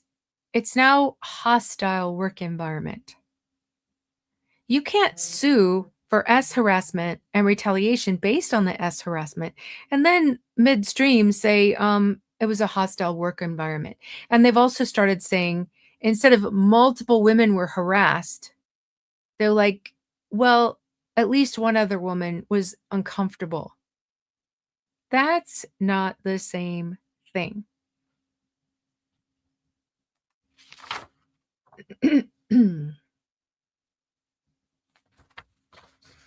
Okay?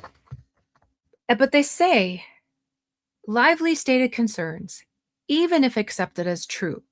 And that's a stretch. They're not admitting they're true. They deny them. But they're saying even if you want to accept and believe that they're true, all involve incidents of relatively low level or innocuous behavior that considered separately or together fall far short of actionable discrimination or harassment. For instance, Lively claims Baldoni described his genitalia in their first meeting before she agreed to join the film. Now, when I first heard that, I was like, "Oh my goodness. What in the world?" But then we're gonna find out. We're gonna see all of this stuff, what comes about. Okay? So going back to her complaint where she says this, or her declaration, she says, it says Miss Lively brought this lawsuit because she was one of the women or two. So now it went from multiple to one or two. So it may have just been Blake, or there may have been two of them. That Mr. Baldoni 1,000,000% made uncomfortable. Don't know why made is in there twice on the set of the film. And here among the list of things she said is she makes this accusation, described his own genitalia. And like I said, when I heard that, I did feel like, sick. I got like shivers almost like, oh no. Have I been wrong about this? Because all along I've said, I'm not in this because I'm a fan of somebody. I think Justin and Jamie are nice and wonderful people, but I don't know them personally. This is not in here because I want to defend a celebrity. And so I've always stated that I'm open to whatever the truth reveals.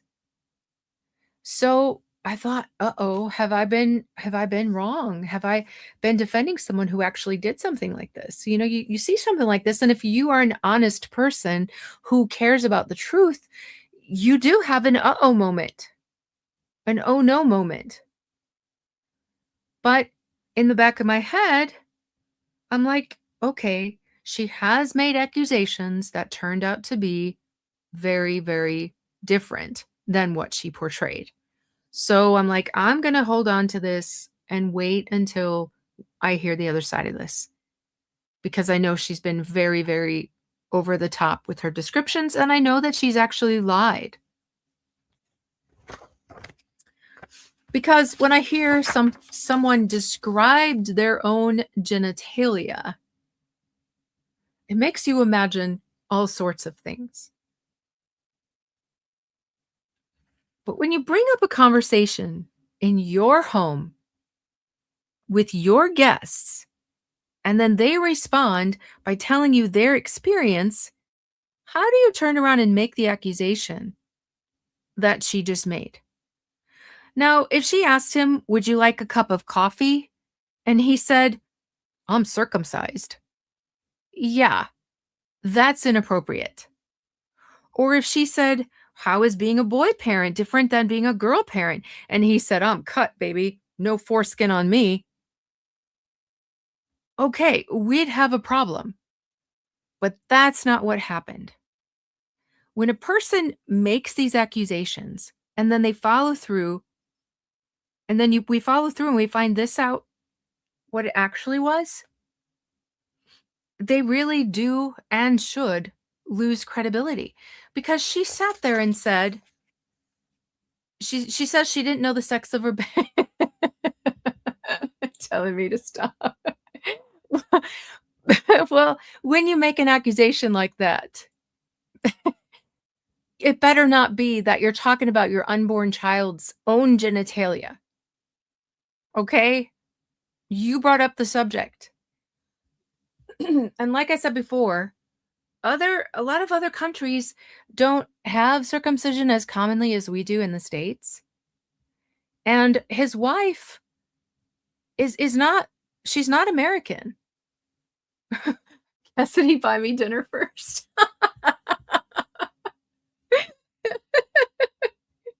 So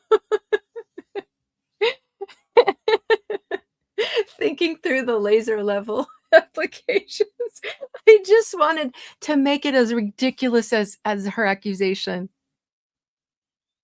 I did. I had to. So, but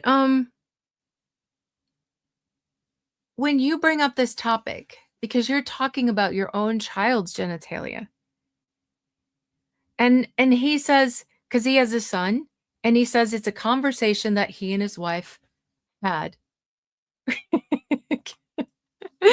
Dawn says, "Cassidy, I'm cut." And then Blake conveniently didn't remember who brought up the subjects, right? Yeah, let's get to that before I go on. Let's get to that. So it continues. He says, "This is a hyperbolic," or Shapiro says, "This is a hyperbolic lawyer spin on what really happened. During the meeting, Lively raised the topic of circumcision. She was pregnant and noted that she and her husband were considering the issue because they were expecting a son.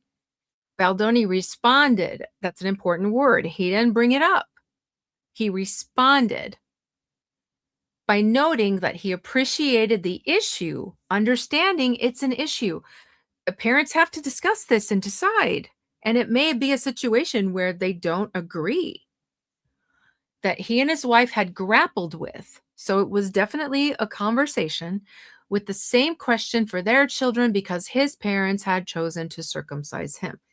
Now, if they're talking about this being a discussion, and you've got people from different backgrounds where maybe the place where one comes from doesn't do it regularly, and the other one comes from a place where it does happen regularly, or where that person is, that is part of a grown-up conversation that parents would have about this conversation.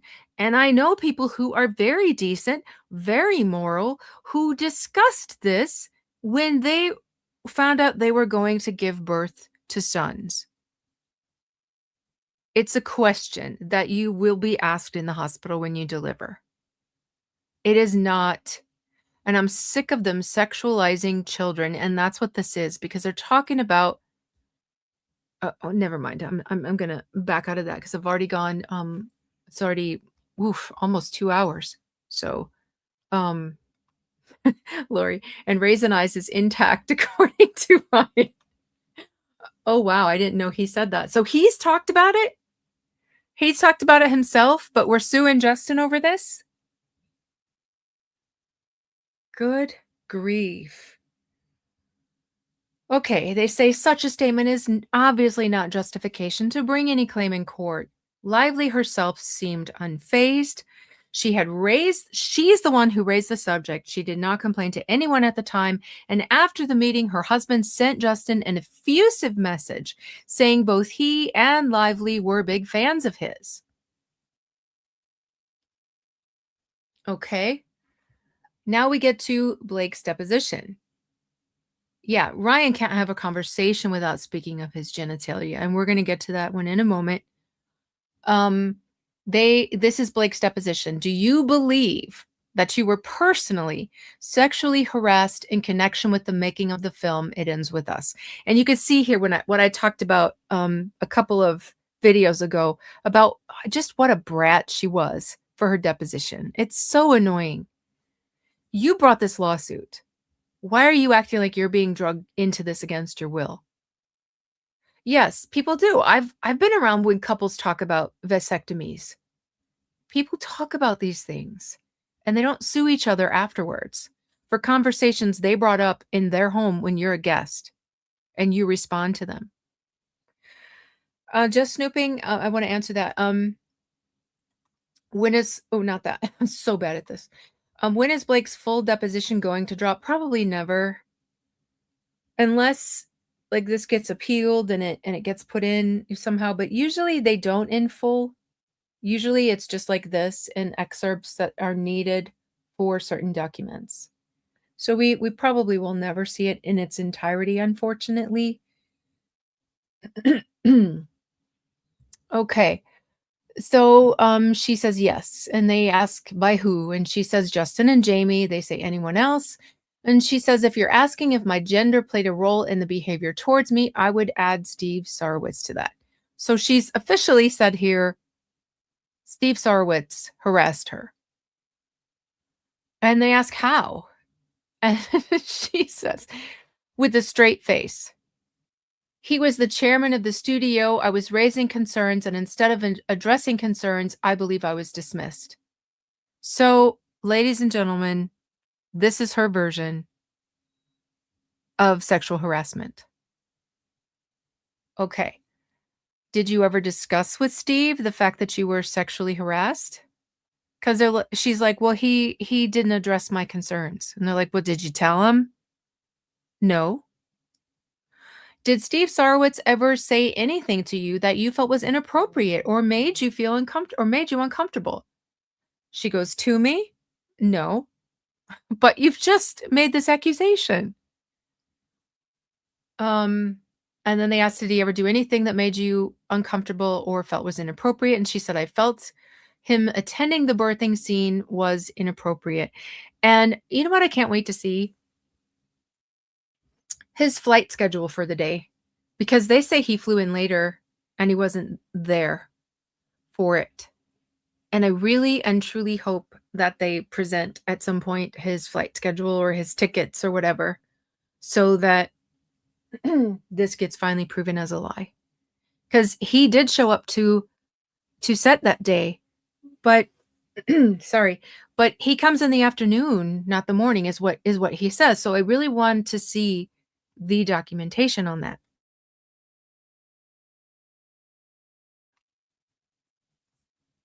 Okay, and then they say, what did Justin do to harass you? That's a pretty clear question, right? If you have filed a complaint and a whole lawsuit and you're in the middle of your lawsuit, if someone asks you that, that's the main question, right? How do you not have an answer to that? She goes, can you be more specific? What do you mean? She's just being a brat. And he says, sure. You're claiming that Justin harassed you, right? Or correct? And she says, yes. It's a long complaint. Well, start somewhere, lady. Now's your chance. And he says, is that a yes? And she says, yes. Well, what did he do to harass you? And she's like, oh, a series of things. Why are you not listing out your list of complaints? You should have those right there ready to go. And she's still, she says a series of things. So he says, do you recall the first thing that he did where you felt you were sexually harassed? He's got it. Like I said, he's got to like spoon feed her. It's ridiculous. She says there were things that he said and did where at the time You don't totally listen to this nonsense. You feel confused by someone's behavior or words being at odds with who they say they are. And you start to see different pieces come together, and the workplace feels overwhelming. So there were different moments. What kind of answer is that? He's asked her in multiple ways now what the harassment was. None of this. This is just word salad. It's like 5 portions of word salad when she should have her direct answer to this main point of her lawsuit, but she doesn't. Now he's like, "Okay, what's the first thing that you recall?" Yes, I was don't F with justice. I was told no. SH! Exactly. And this is when she says, "I recall him telling me that he was circumcised." And this is the line that her attorneys changed into him describing his genitalia. And, so they ask when, and this is December of 2022. Keep that in mind, that's important. And they ask, "Where did it happen?" She said, "At my apartment." "And is this the same meeting where we were previously discussing?" It's the same one. And he asked, "How did it come up? Were you discussing something or it just came up out of the blue?" And, she says then she has to admit, "I was pregnant and I didn't know the gender of my child, and we were discussing different decisions that parents make and different factors having boys versus girls. I only had girls, and we were discussing the different medical decisions people make these days, including circumcision for male babies." All right, it's in your home, it's your guest and your conversation that your guest responded to. Okay. And did he bring that up or did you bring that up? I don't remember. Well, that's convenient. Why would he bring this up to you? Okay. And if he did, she would remember that.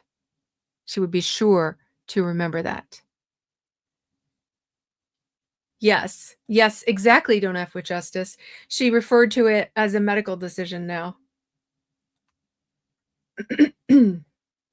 Okay.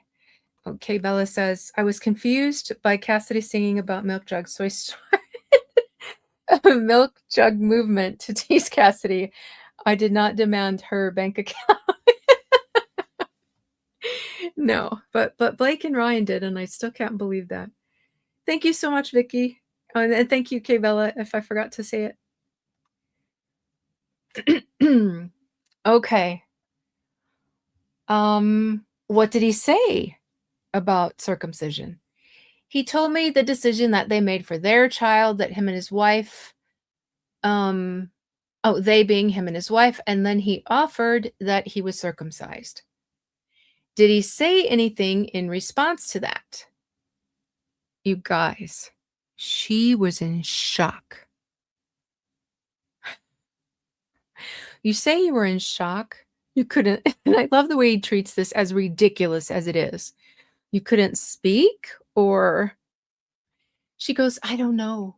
I don't know what I said or did." Like, this was some profound shock, people.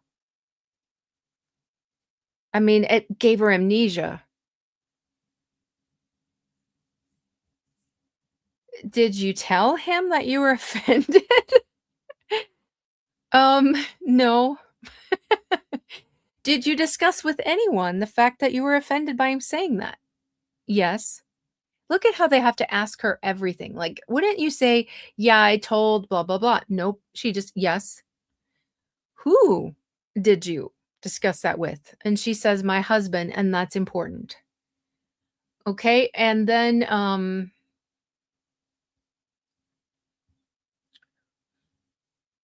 I don't remember if it looks like there's a page skipped here. So I don't know what all was said there, but they ask her to be more specific. And all she can remember is that he said he was circumcised. So I hope that I didn't send you all into shock. Make sure and check if you can speak or not right now. Do a quick shock test just in case, because I'm afraid I might have thrown you all into a group shock. You guys all okay? I see you're still chatting, so you must be okay. Okay. Exactly. What's sexual about circumcision? It's a medical decision, like don't F with justice just said. Okay. Because of the date being December 2022, he asks, did his comment in any way cause you to reconsider whether you wanted to do the film or not? I'm sorry, but if someone says something so appalling that I'm in shock and I can't even remember what I said, I'm not going to go ahead and sign up to do a movie with them, right? And that's the point he's making here with this deposition. Bring out the smelling salts. Okay.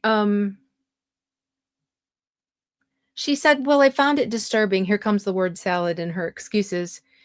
But given that it was one comment and he seemed nice, okay, if someone says something that's so shocking to you that it gives you amnesia, do you just turn around and say, "Oh, but he seemed nice.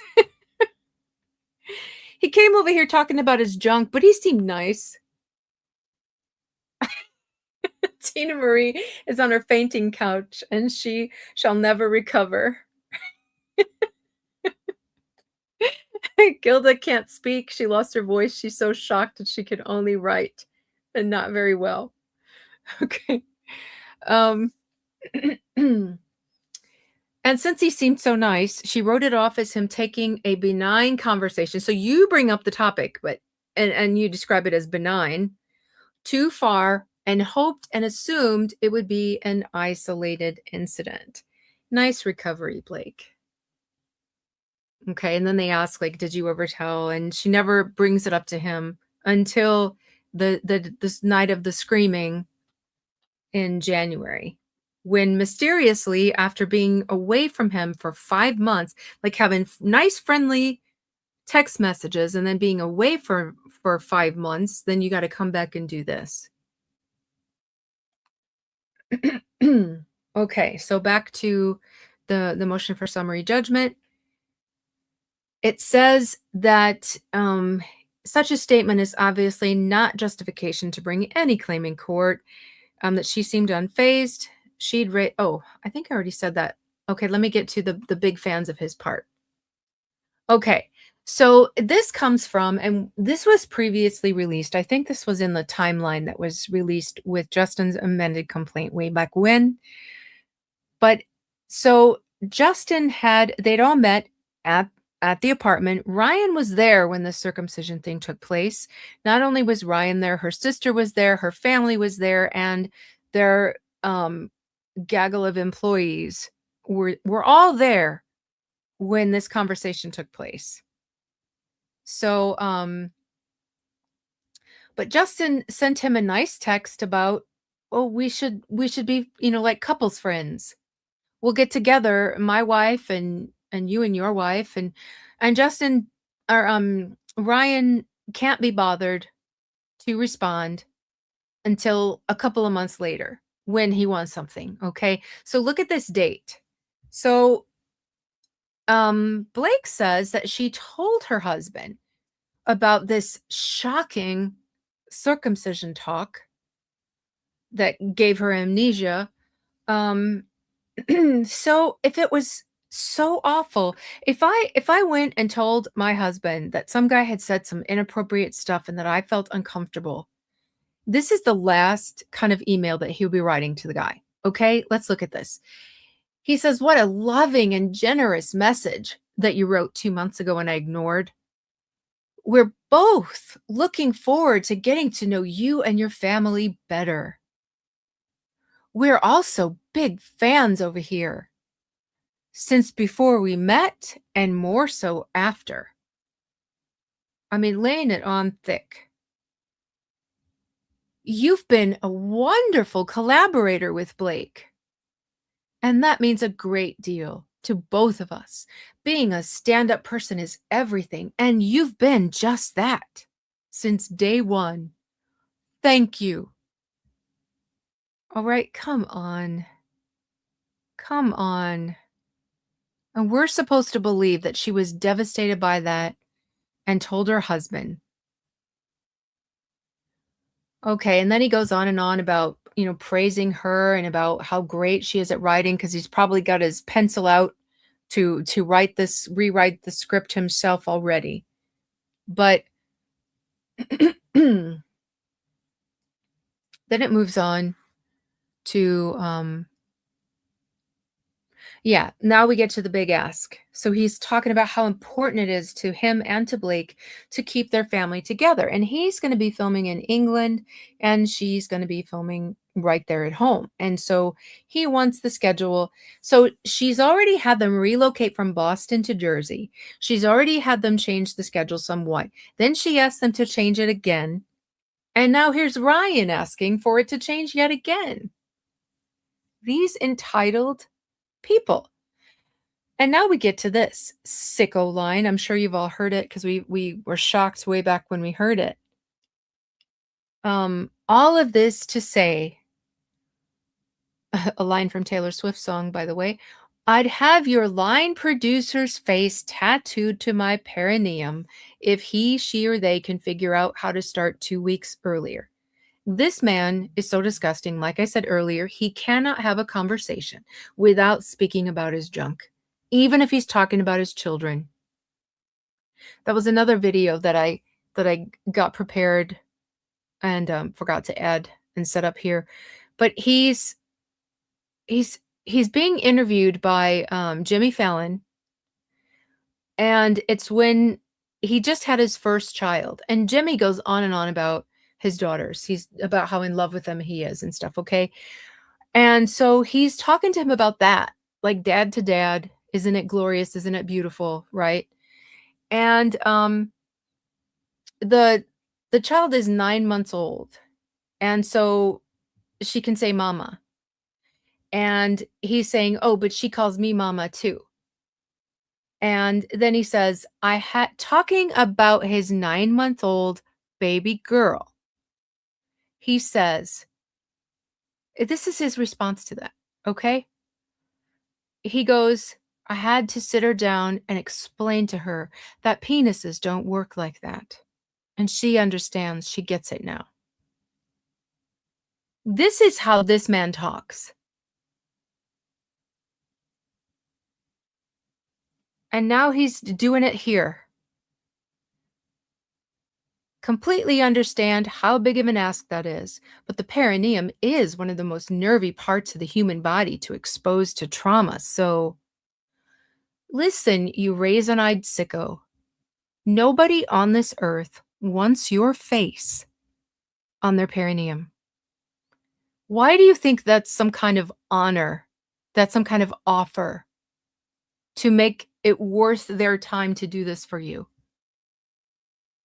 This is absolutely disgusting. And this is a million times worse than anything she has accused them of that has yet to be proven.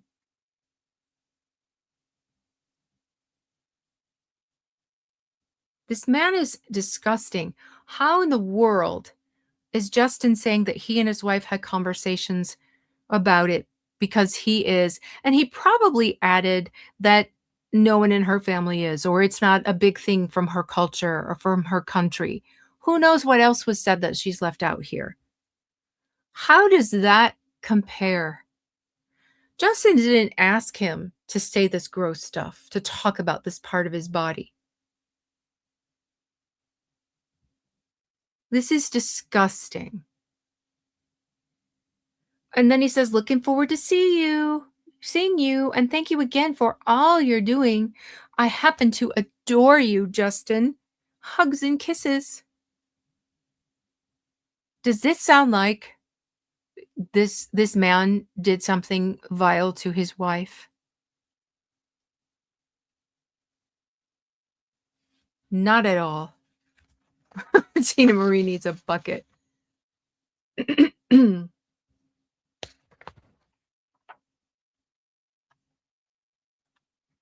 Okay. The next point of her accusation is Lively also accuses Baldoni of fat shaming. And this is the whole thing. This woman was insecure about her body during the filming of this movie, and you will never convince me otherwise. This allegation, and he had the gall to tell her no on a few occasions.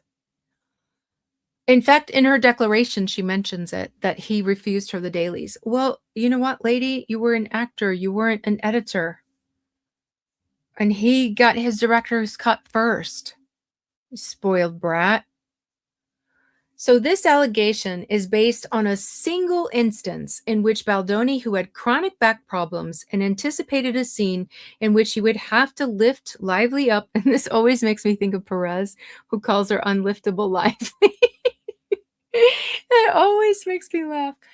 Privately asked a physical trainer he had consulted with, who's supposed to be a professional but is a little gossip girl, who also trained Lively about her weight. He did so discreetly, outside the workplace, and outside Lively's hearing. So, Exhibit 5 is they ask, who is Dan Saladino? The answer, he's a personal trainer. Is he Miss Lively's personal trainer? He says, I would assume so. This is Justin's deposition. And what about your text messages with him? Did you believe at the time would help you demonstrate the truth of what had happened? And he said the communication between him and myself that showed he was also working with me. And he did show that. And Don tries to deny it. He tries to deny that he was, but he had sent and also deny that he was helping him specifically with his back. But he sent him a list of exercises to do specifically to strengthen his back. Now, I don't know about you, but I've never come across a personal trainer who gives away his craft for free, especially not to a celebrity that he knows he can get good money out of. So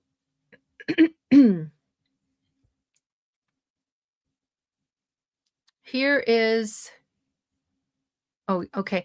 One more point I wanted to make here is that when it comes to sports like dance, where there's lifts, or like ice skating, for example, where they lift a partner, don't have with justice. Milk jugs are known to be unliftable. I will never live that down. But I love it.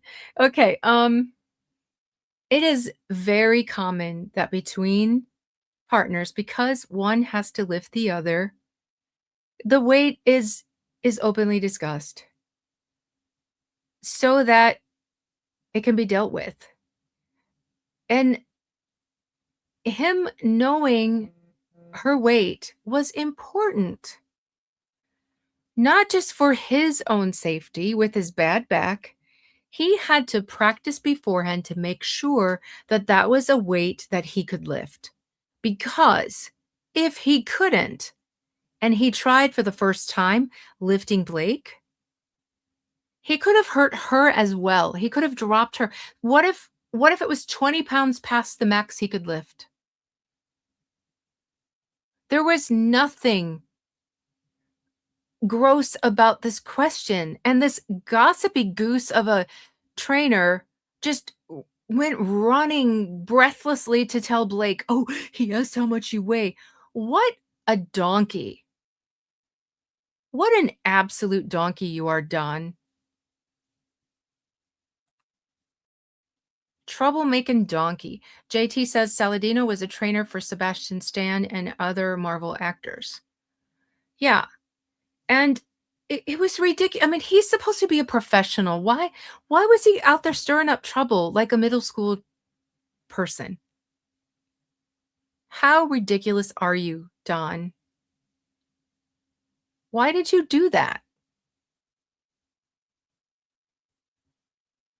But, it's not like he asked, I'm such a pervert. What bra size does she wear? Or even what pant size does she wear? Or here's something creepy. What shoe size does she wear? Not, I have to lift this and I have to I have to prepare for it. Let me know what I need to prepare. It's really that simple. Okay. And then, oh, sorry. Can't stop yawning. Then they say, moreover, lively oh, they review again that she um that Justin wait, where am I? Oh, I need to start from the top of this one. I was thinking I was halfway through this one, but I'm not. She further accuses him of adding gratuitous sexual content to the script before filming began. All right, this is something that it sounds really awful, and the Blake apologists love to run around with this because it sounds really awful. But is it true? Let's get to the bottom of that. The evidence shows, however, that the scenes were added with the encouragement of a female Sony executive to align with the explicit female authored book on which the film was based. We've got an exhibit, ladies and gentlemen. Let's go have a look. What's going on here? Who is it? None other than Ange, who keeps coming up in this. The very same Ange that Blake appointed as her personal Sony representative that was supposed to stand there and hold her hand for the duration of the filming. What does this Ange say? Ring me when you can, love. Now, this screenshot is of text messages, so naturally it doesn't have the phone conversation here. But obviously they have the phone conversation because you can see that he, it looks like it got cut off. And again, thank goodness that it did, because since it did, the rest of this conversation gets had in text messages. That is now evidence in this case that gets to help Wayfarer out. So again, how wonderful that this exists. Thank you, Lori. I think they may have paid Don to bring him anything. Could be. Or maybe he's just a little gossipy goose and he wanted some brownie points. He wanted a little pat on the head so he could wag his tail like, oh, I did good. But so it looks like they had a phone call and then it got cut off because just the next thing he says is that he's losing service. And he says, I'll do everything I can to shoot an R film. So what has Ange obviously asked of him in the phone conversation they had? To shoot an R film. And thankfully, like I said, we have the rest of the conversation. She says, gotcha. Okay, I will update Sony. So who asked her to do this? So it wasn't Justin who wanted more sex. It wasn't Ange that wanted more sex. She's simply relaying information from who? From Sony. And she's going to she got the information from Justin, and now she's going to take it back to Sony. She's going to update Sony that you are going to try and get what? As much tasteful hot sex as you can. And we decide in post if PG-13 or R, because this was supposed to be an R-rated movie. They're saying it's getting toned down too much. We need it R. We need more hot sex. Directly from who? From Sony, not from Justin, not from Wayfarer. Maybe he had to be the one to change the script because he was the director and because the film was out of his studio. But it wasn't his idea. And now you got millions of people running around calling him a pervert, accusing him of writing sexy lines that weren't in the script that she agreed to, just because he just wanted to, get a little peekaboo at her or get extra feels or extra kisses from this woman he could not stand. And now you see what does the actual evidence say? It wasn't him. He was doing what he was told by Sony. Why wasn't Sony there to support him? Because they knew this. They knew they're the ones that asked for this. And then they just ran and hid and tried to get everything sealed so that we would never know. But now we know. And then, they have some other talking about board head. I don't know what's ratings and board head. Okay. And, sorry. She says, you find out if we're PG-13, will Colleen be okay? Because the plan was, and obviously it was because that's what Colleen had believed it to be, that it was rated R. And they're like, is Colleen going to be okay if it ends up not rated R? If it's going to end up PG-13, will she be okay? And does she think her readers will be okay? They're actually worried about the author not being okay, the readers not being okay, and Sony's not okay. They want it dirty. Because like you guys are saying in the chat, sex sells. That's exactly it. And Blake loves to talk about Game of Thrones. I couldn't even watch that show because it was a little bit too much for me. So, don't act like you're so brand new that you don't know what's in film. But there you go for the Blake apologists. If they pick fights with you on X like they have me, this screenshot right here tells you it wasn't Justin. And when he did change the script, this is why he did it, because he was instructed to do it.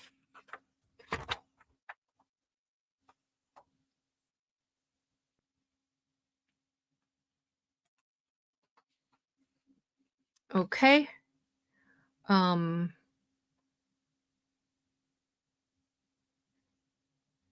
Now these other points. So sometimes it depend, each section, sometimes they reuse some of the exhibits if it helps in multiple places. So I skipped these, but these are ones we've already looked at. So this is like the conversations with the intimacy coordinator, that whole conversation, that back and forth with emails that we've already considered. So we're not going to look at that again. And it says, moreover, Lively herself rewrote other scenes to boost their sexual vibe. And so we have Exhibit 37. And when I was looking at this is the rooftop scene, and I couldn't, I'm like, I read it and I'm like, this is so gross. So here's the exhibit, the one that has the little 37 tab by it. Okay, and it says her line, this is what she changes it to. What happened? Someone tell you to get a haircut? Ooh, was it a woman? Was it a man? And then a pause. It was a chair, wasn't it? Because this is the scene on the rooftop, and if you haven't seen the movie, he comes out and he's really upset and he kicks the chair and the chair kind of goes flying. And I think he like beats on the chair for a second too. And so this is her response to that. But pay attention to that sentence. Someone tell you to get a haircut, okay? Let's read the previous script as it was written. What happened? Was it a woman? Was it a man? It was a chair, wasn't it? Okay, still stupid, but not as bad as did someone tell you to get a haircut? Like, why would you say that to someone that you just saw for the first time in your life? He comes out, he's kicking a chair, and you're going to insult him like that? Okay, now here's from the actual book. Let me see. Maybe I have, but they seem darker when they're attached to such an intimidating presence. He doesn't answer my question, but my curiosity isn't easily put to rest. If he's going to force me down from a very peaceful, comfortable ledge, because she's sitting on the ledge and he asks her to come down, and she doesn't want to, then I expect him to entertain me with answers to my nosy questions. Was it a woman? I inquire. Did she break your heart? He laughs a little with that question. If only my issues were as trivial as matters of the heart. So from the book, and then she makes it silly. She adds, was it a woman? And then she has to add, oh, I'm sorry, she doesn't add, was it a woman? That was there. She adds, was it a man? It was a chair, wasn't it? This is like, it's not a comedic scene, but she wanted to make it flirty and yummy and ball busting and funny and never with teeth and all that nonsense. So this is what she does. So if you ever wondered, what does that mean? Like, how does that look? Well, here we go. This is the ball busting yummy scene. Changed it from, was it a woman? Did she break your heart? To, did someone tell you to get a haircut? Oh, that's so yummy, guys. Was it a woman? Was it a man? Oh, wow. How profound she made it. It was so dry and dead before. But now look at this. I just want to giggle. This is the rewrite that was such a big deal. This is what Ryan claims saved the movie. So dumb. Yes, Christina. So, so dumb. And you know what I have a question about? It was one thing for her to lie to Justin and pretend that she wrote it. You can understand that because he was not supposed to have any part in this. You can't have someone work on a project and you don't credit them.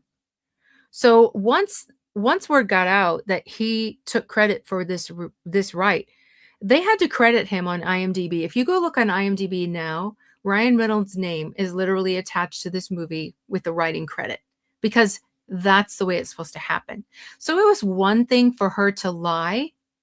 Yes, the crypto bro thing, the cherries, all the stuff they added was so stupid. It's not yummy, it's not funny. It's stupid. Um but so you can understand why she lied and pretended that she's the one who wrote it and not Ryan.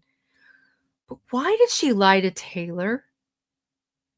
Why did she tell Taylor she wrote it and ask Taylor to come and promote it to Justin, all on the guise that she was the one who wrote it? That doesn't make sense to me. Why are you lying to your friend like that? Why not say Ryan wrote it, but I told him I wrote it? So weird.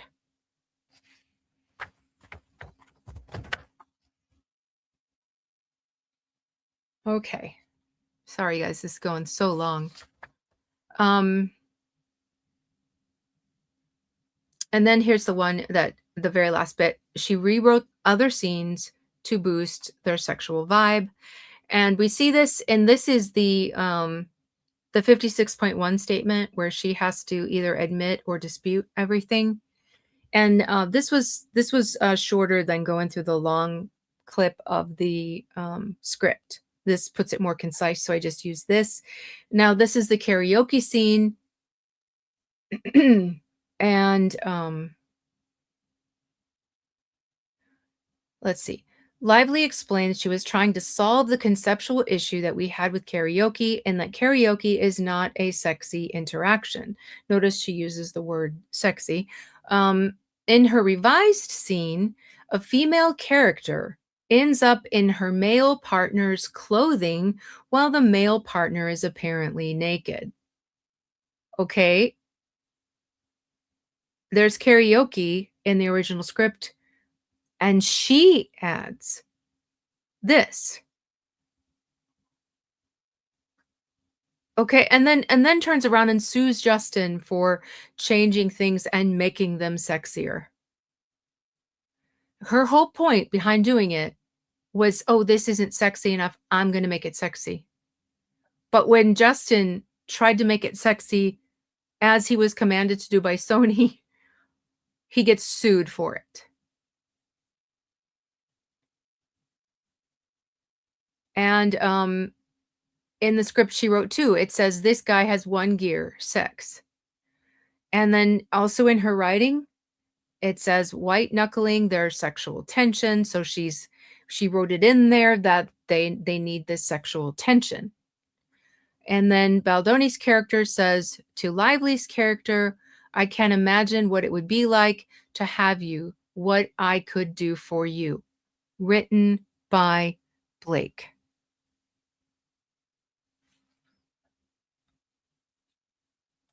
Not that it's bad, it's just that don't be a hypocrite. If you did it too, you can't sue him for it. It's really that simple. So, woo, almost 2.5 hours. My goodness. Okay. Yes, the misandry is gross. Okay.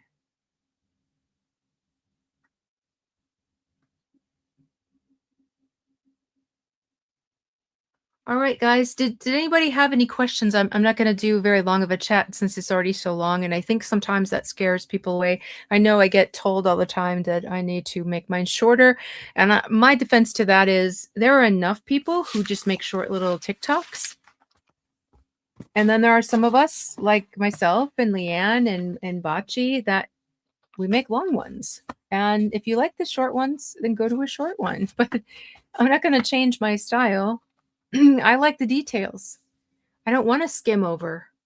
I want the details. So that's my answer to that. And I also saw there's been a bunch of studies being made about TikTok and Reels and all those little short things that it's not good for the brain actually. That it teaches the brain it it affects the dopamine supply, like these little quick reward things, and then it makes the brain not want to concentrate more on long things. It makes it lazy and impatient, and it actually can like shrink some of the brain, they say. Yeah, it shortens the attention span, and it's also, they say, not good for your mental health. So, oh, thank you, Christina. Christina says, I love the details. Trish says, I love long lives. Thank you, guys. Um, yeah, Christina, you were a trooper on bocce's. What, how long did it end up being? Like 6 hours or something yesterday? But oh, good. I always think I always see your name and say yes. I mean, there's no E, but that's just what my brain does with your name. So if I just call you yes, that's why I love the long videos. It's easy to lock in and get things done while I listen. Yeah, I listen to stuff while I'm driving. And cuz I can play it through my car and there's no video showing, but just the sound comes through. If I have to drive somewhere far, I love that. Or, like doing some kind of chores or something, pop it in and just listen to it. And yeah, it's better for the brain. So I'm growing your brain by giving you long videos. I'm helping your attention span and your mental health. Okay. Yeah, Bocce's music is awesome.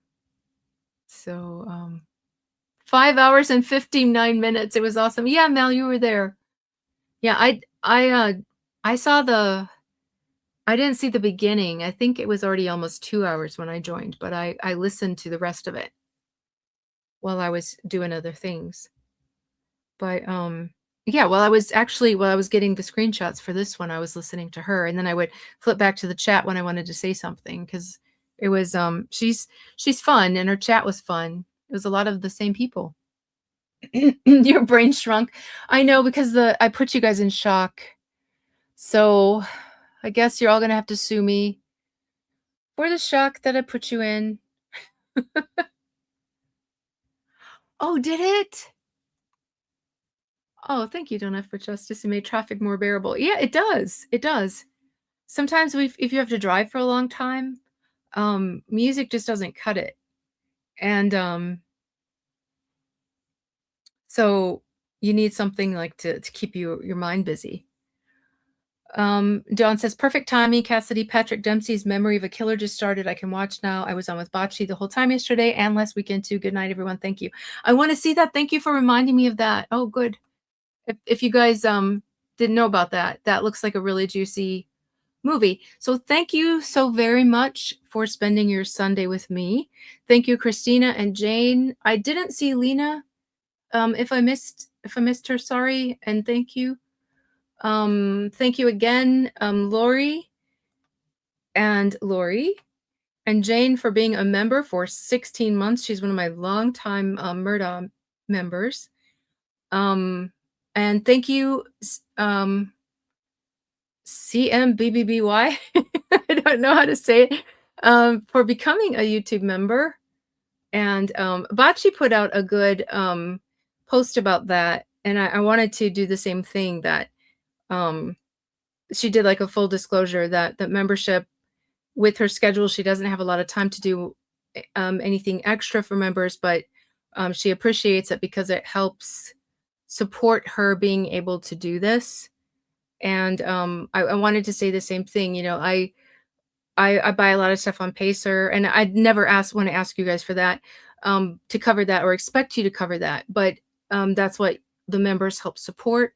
I also print a lot and never expect you to cover that, that's my choice to do, but I wanna thank the members because what you do, it helps me do what I do, um, very, very much, and I need to get around to doing something back special that's for members, but I, did wanna say disclosure it helps me be able to do what I do. Vicky, thank you also for becoming a member. And if you guys are not happy with that, like if you joined membership because you wanted, extra videos or special things and you feel like it's not worth it, by all means don't feel like you have to stay members. Just at this time with my schedule, I do as much as I possibly can. But I do hope to do something more for you guys later. But yeah, if you feel like, "Oh, well, I'm not contributing then if you're not doing anything special," I will not be offended, I will not be hurt, I would fully support that. Thank you, Kay Bella. Thank you, Vicky.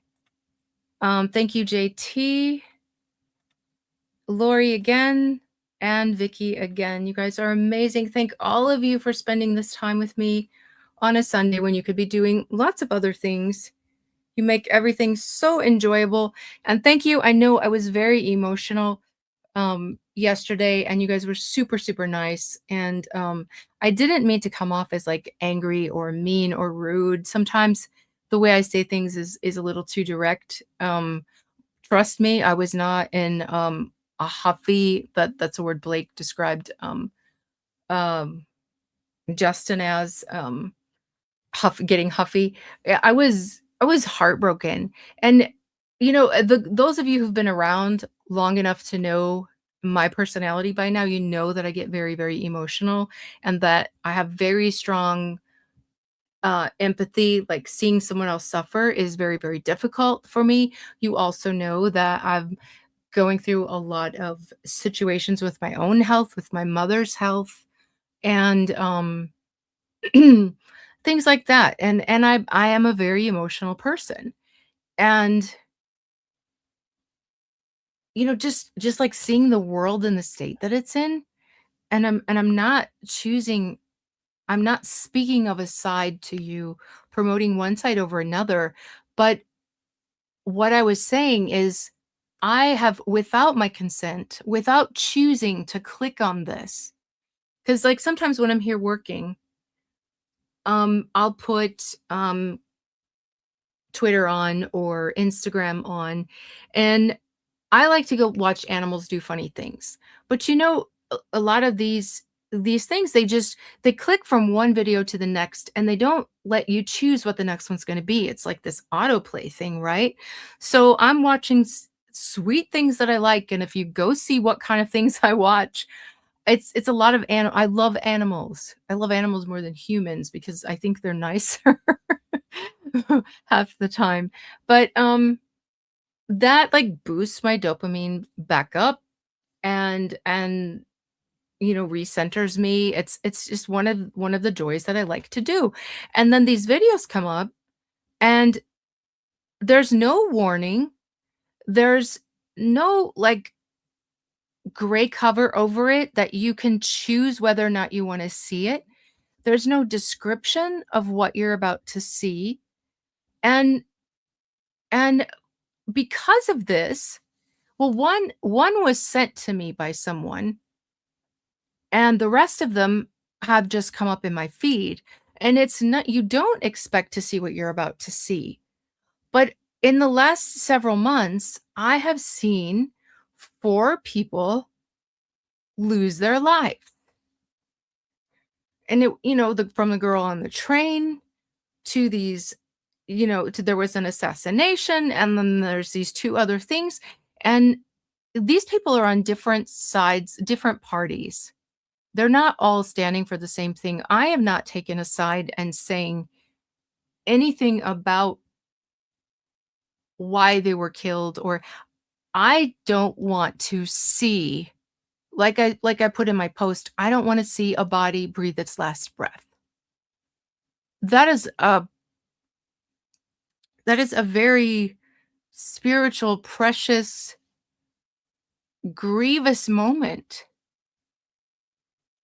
That's somebody's loved one.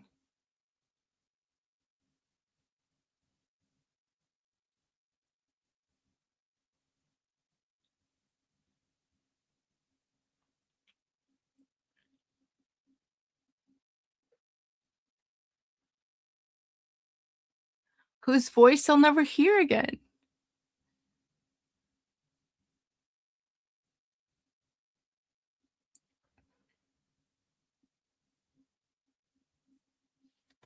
Sorry. I don't wanna see that, and when I see it, I'm upset by it, I'm traumatized, and it was awful, and I was gonna do this live yesterday, and I couldn't because that happened, and I was like, when I get like this, I can't talk, I could would've never gotten through it, and so that's all I posted is like, "Sorry I can't do my live," after what I just saw. I didn't say anything about even how it happened or the background of what it was. I just said I can't do my live, and I left it at that. And then I wake up and there's like people scolding me and trying to tell me like what's okay and what's not okay. What's okay for you might not be okay for somebody else, and you need to keep that to yourself. And then what I really cannot stand, it's bad enough to say something rude to me, but when you start attacking my subscribers, and I see you guys here, and I get to know your little logos and your names and your comments, and I can see your personalities, and we talk to each other and we enjoy each other's company. I get very defensive if somebody comes after you guys. I don't like it. And so I see, it's, and like I said, it's bad enough to like be rude to me about it and like feel like you have to set me straight. But then, I saw people fighting with others, or condemning others, or trying to, and it was just like that's just it. I can't take it. So I deleted the post, and then I tried to explain it, and it's, still just some yeesh. But that was the situation, like, so I can explain myself. I don't, I ask you guys not to talk about politics, so I try not to be a hypocrite and bring it to you either, because then I can't ask you not to do it if I do it. So I know, like, those of you who didn't see the original post, you might be wondering like what was going on, but I did not start a political conversation. It was just like I was letting you know, I because I had said on Friday that I was going to try to go live yesterday, and I was just like, and I worked on it all day, and then I'm like, I can't do it. Sorry. That's all that was. But that's just me. I mean, not everybody's that sensitive. I can see it in a movie where I know it's fake, but when I know that's an actual person that someone is going to grieve over and miss for the rest of their lives, like, that is a moment, and I didn't choose. I Nobody gave me the option to see that. It was just put in front of me like that, and I don't like it. But anyway, that was that. Um anyway, yeah. Yeah, Omar will talk about it. Go talk to Omar.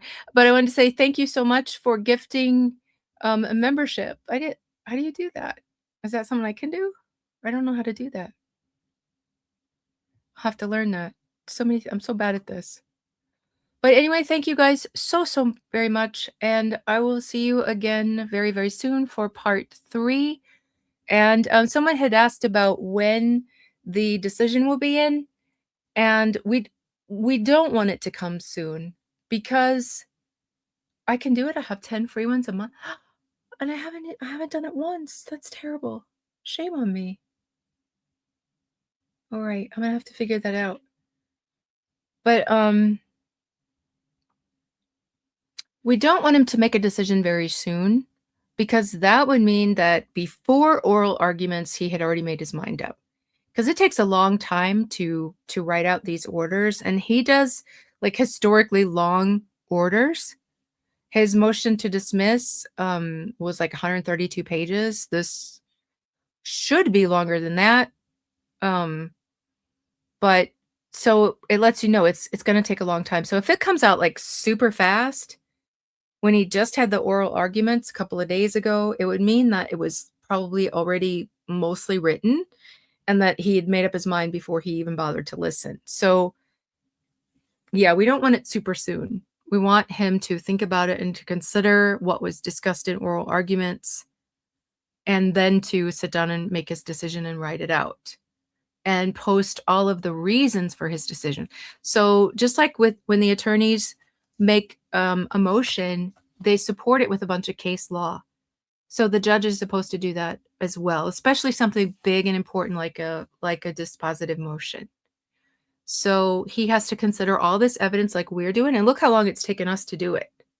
So he has to do the same thing, look at each piece of evidence that they brought to him, and then he's got to make sure he understands the arguments, and that's why he held the oral arguments.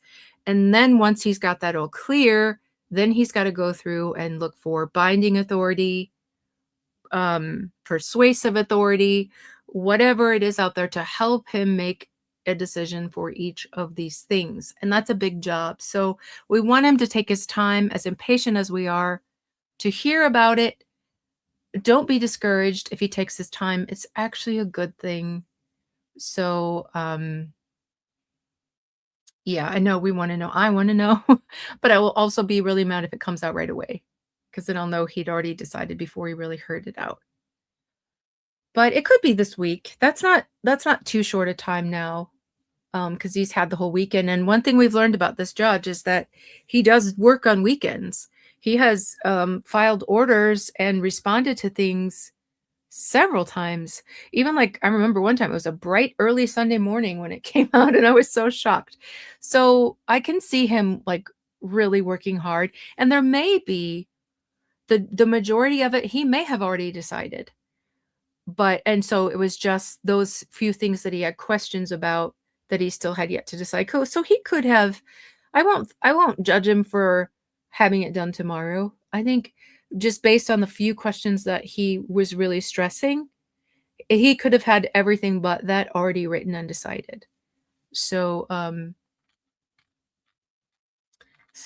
yeah. Did I miss? Yeah. Oh, yeah, that was the gifted one, and thank you, Gilda. Thank you so much for the super sticker, and thank you, Mr. Hustleham. I haven't seen you for a while. We love and support you, Cassidy. Don't let idiots ruin your day. Thank you. All right, guys.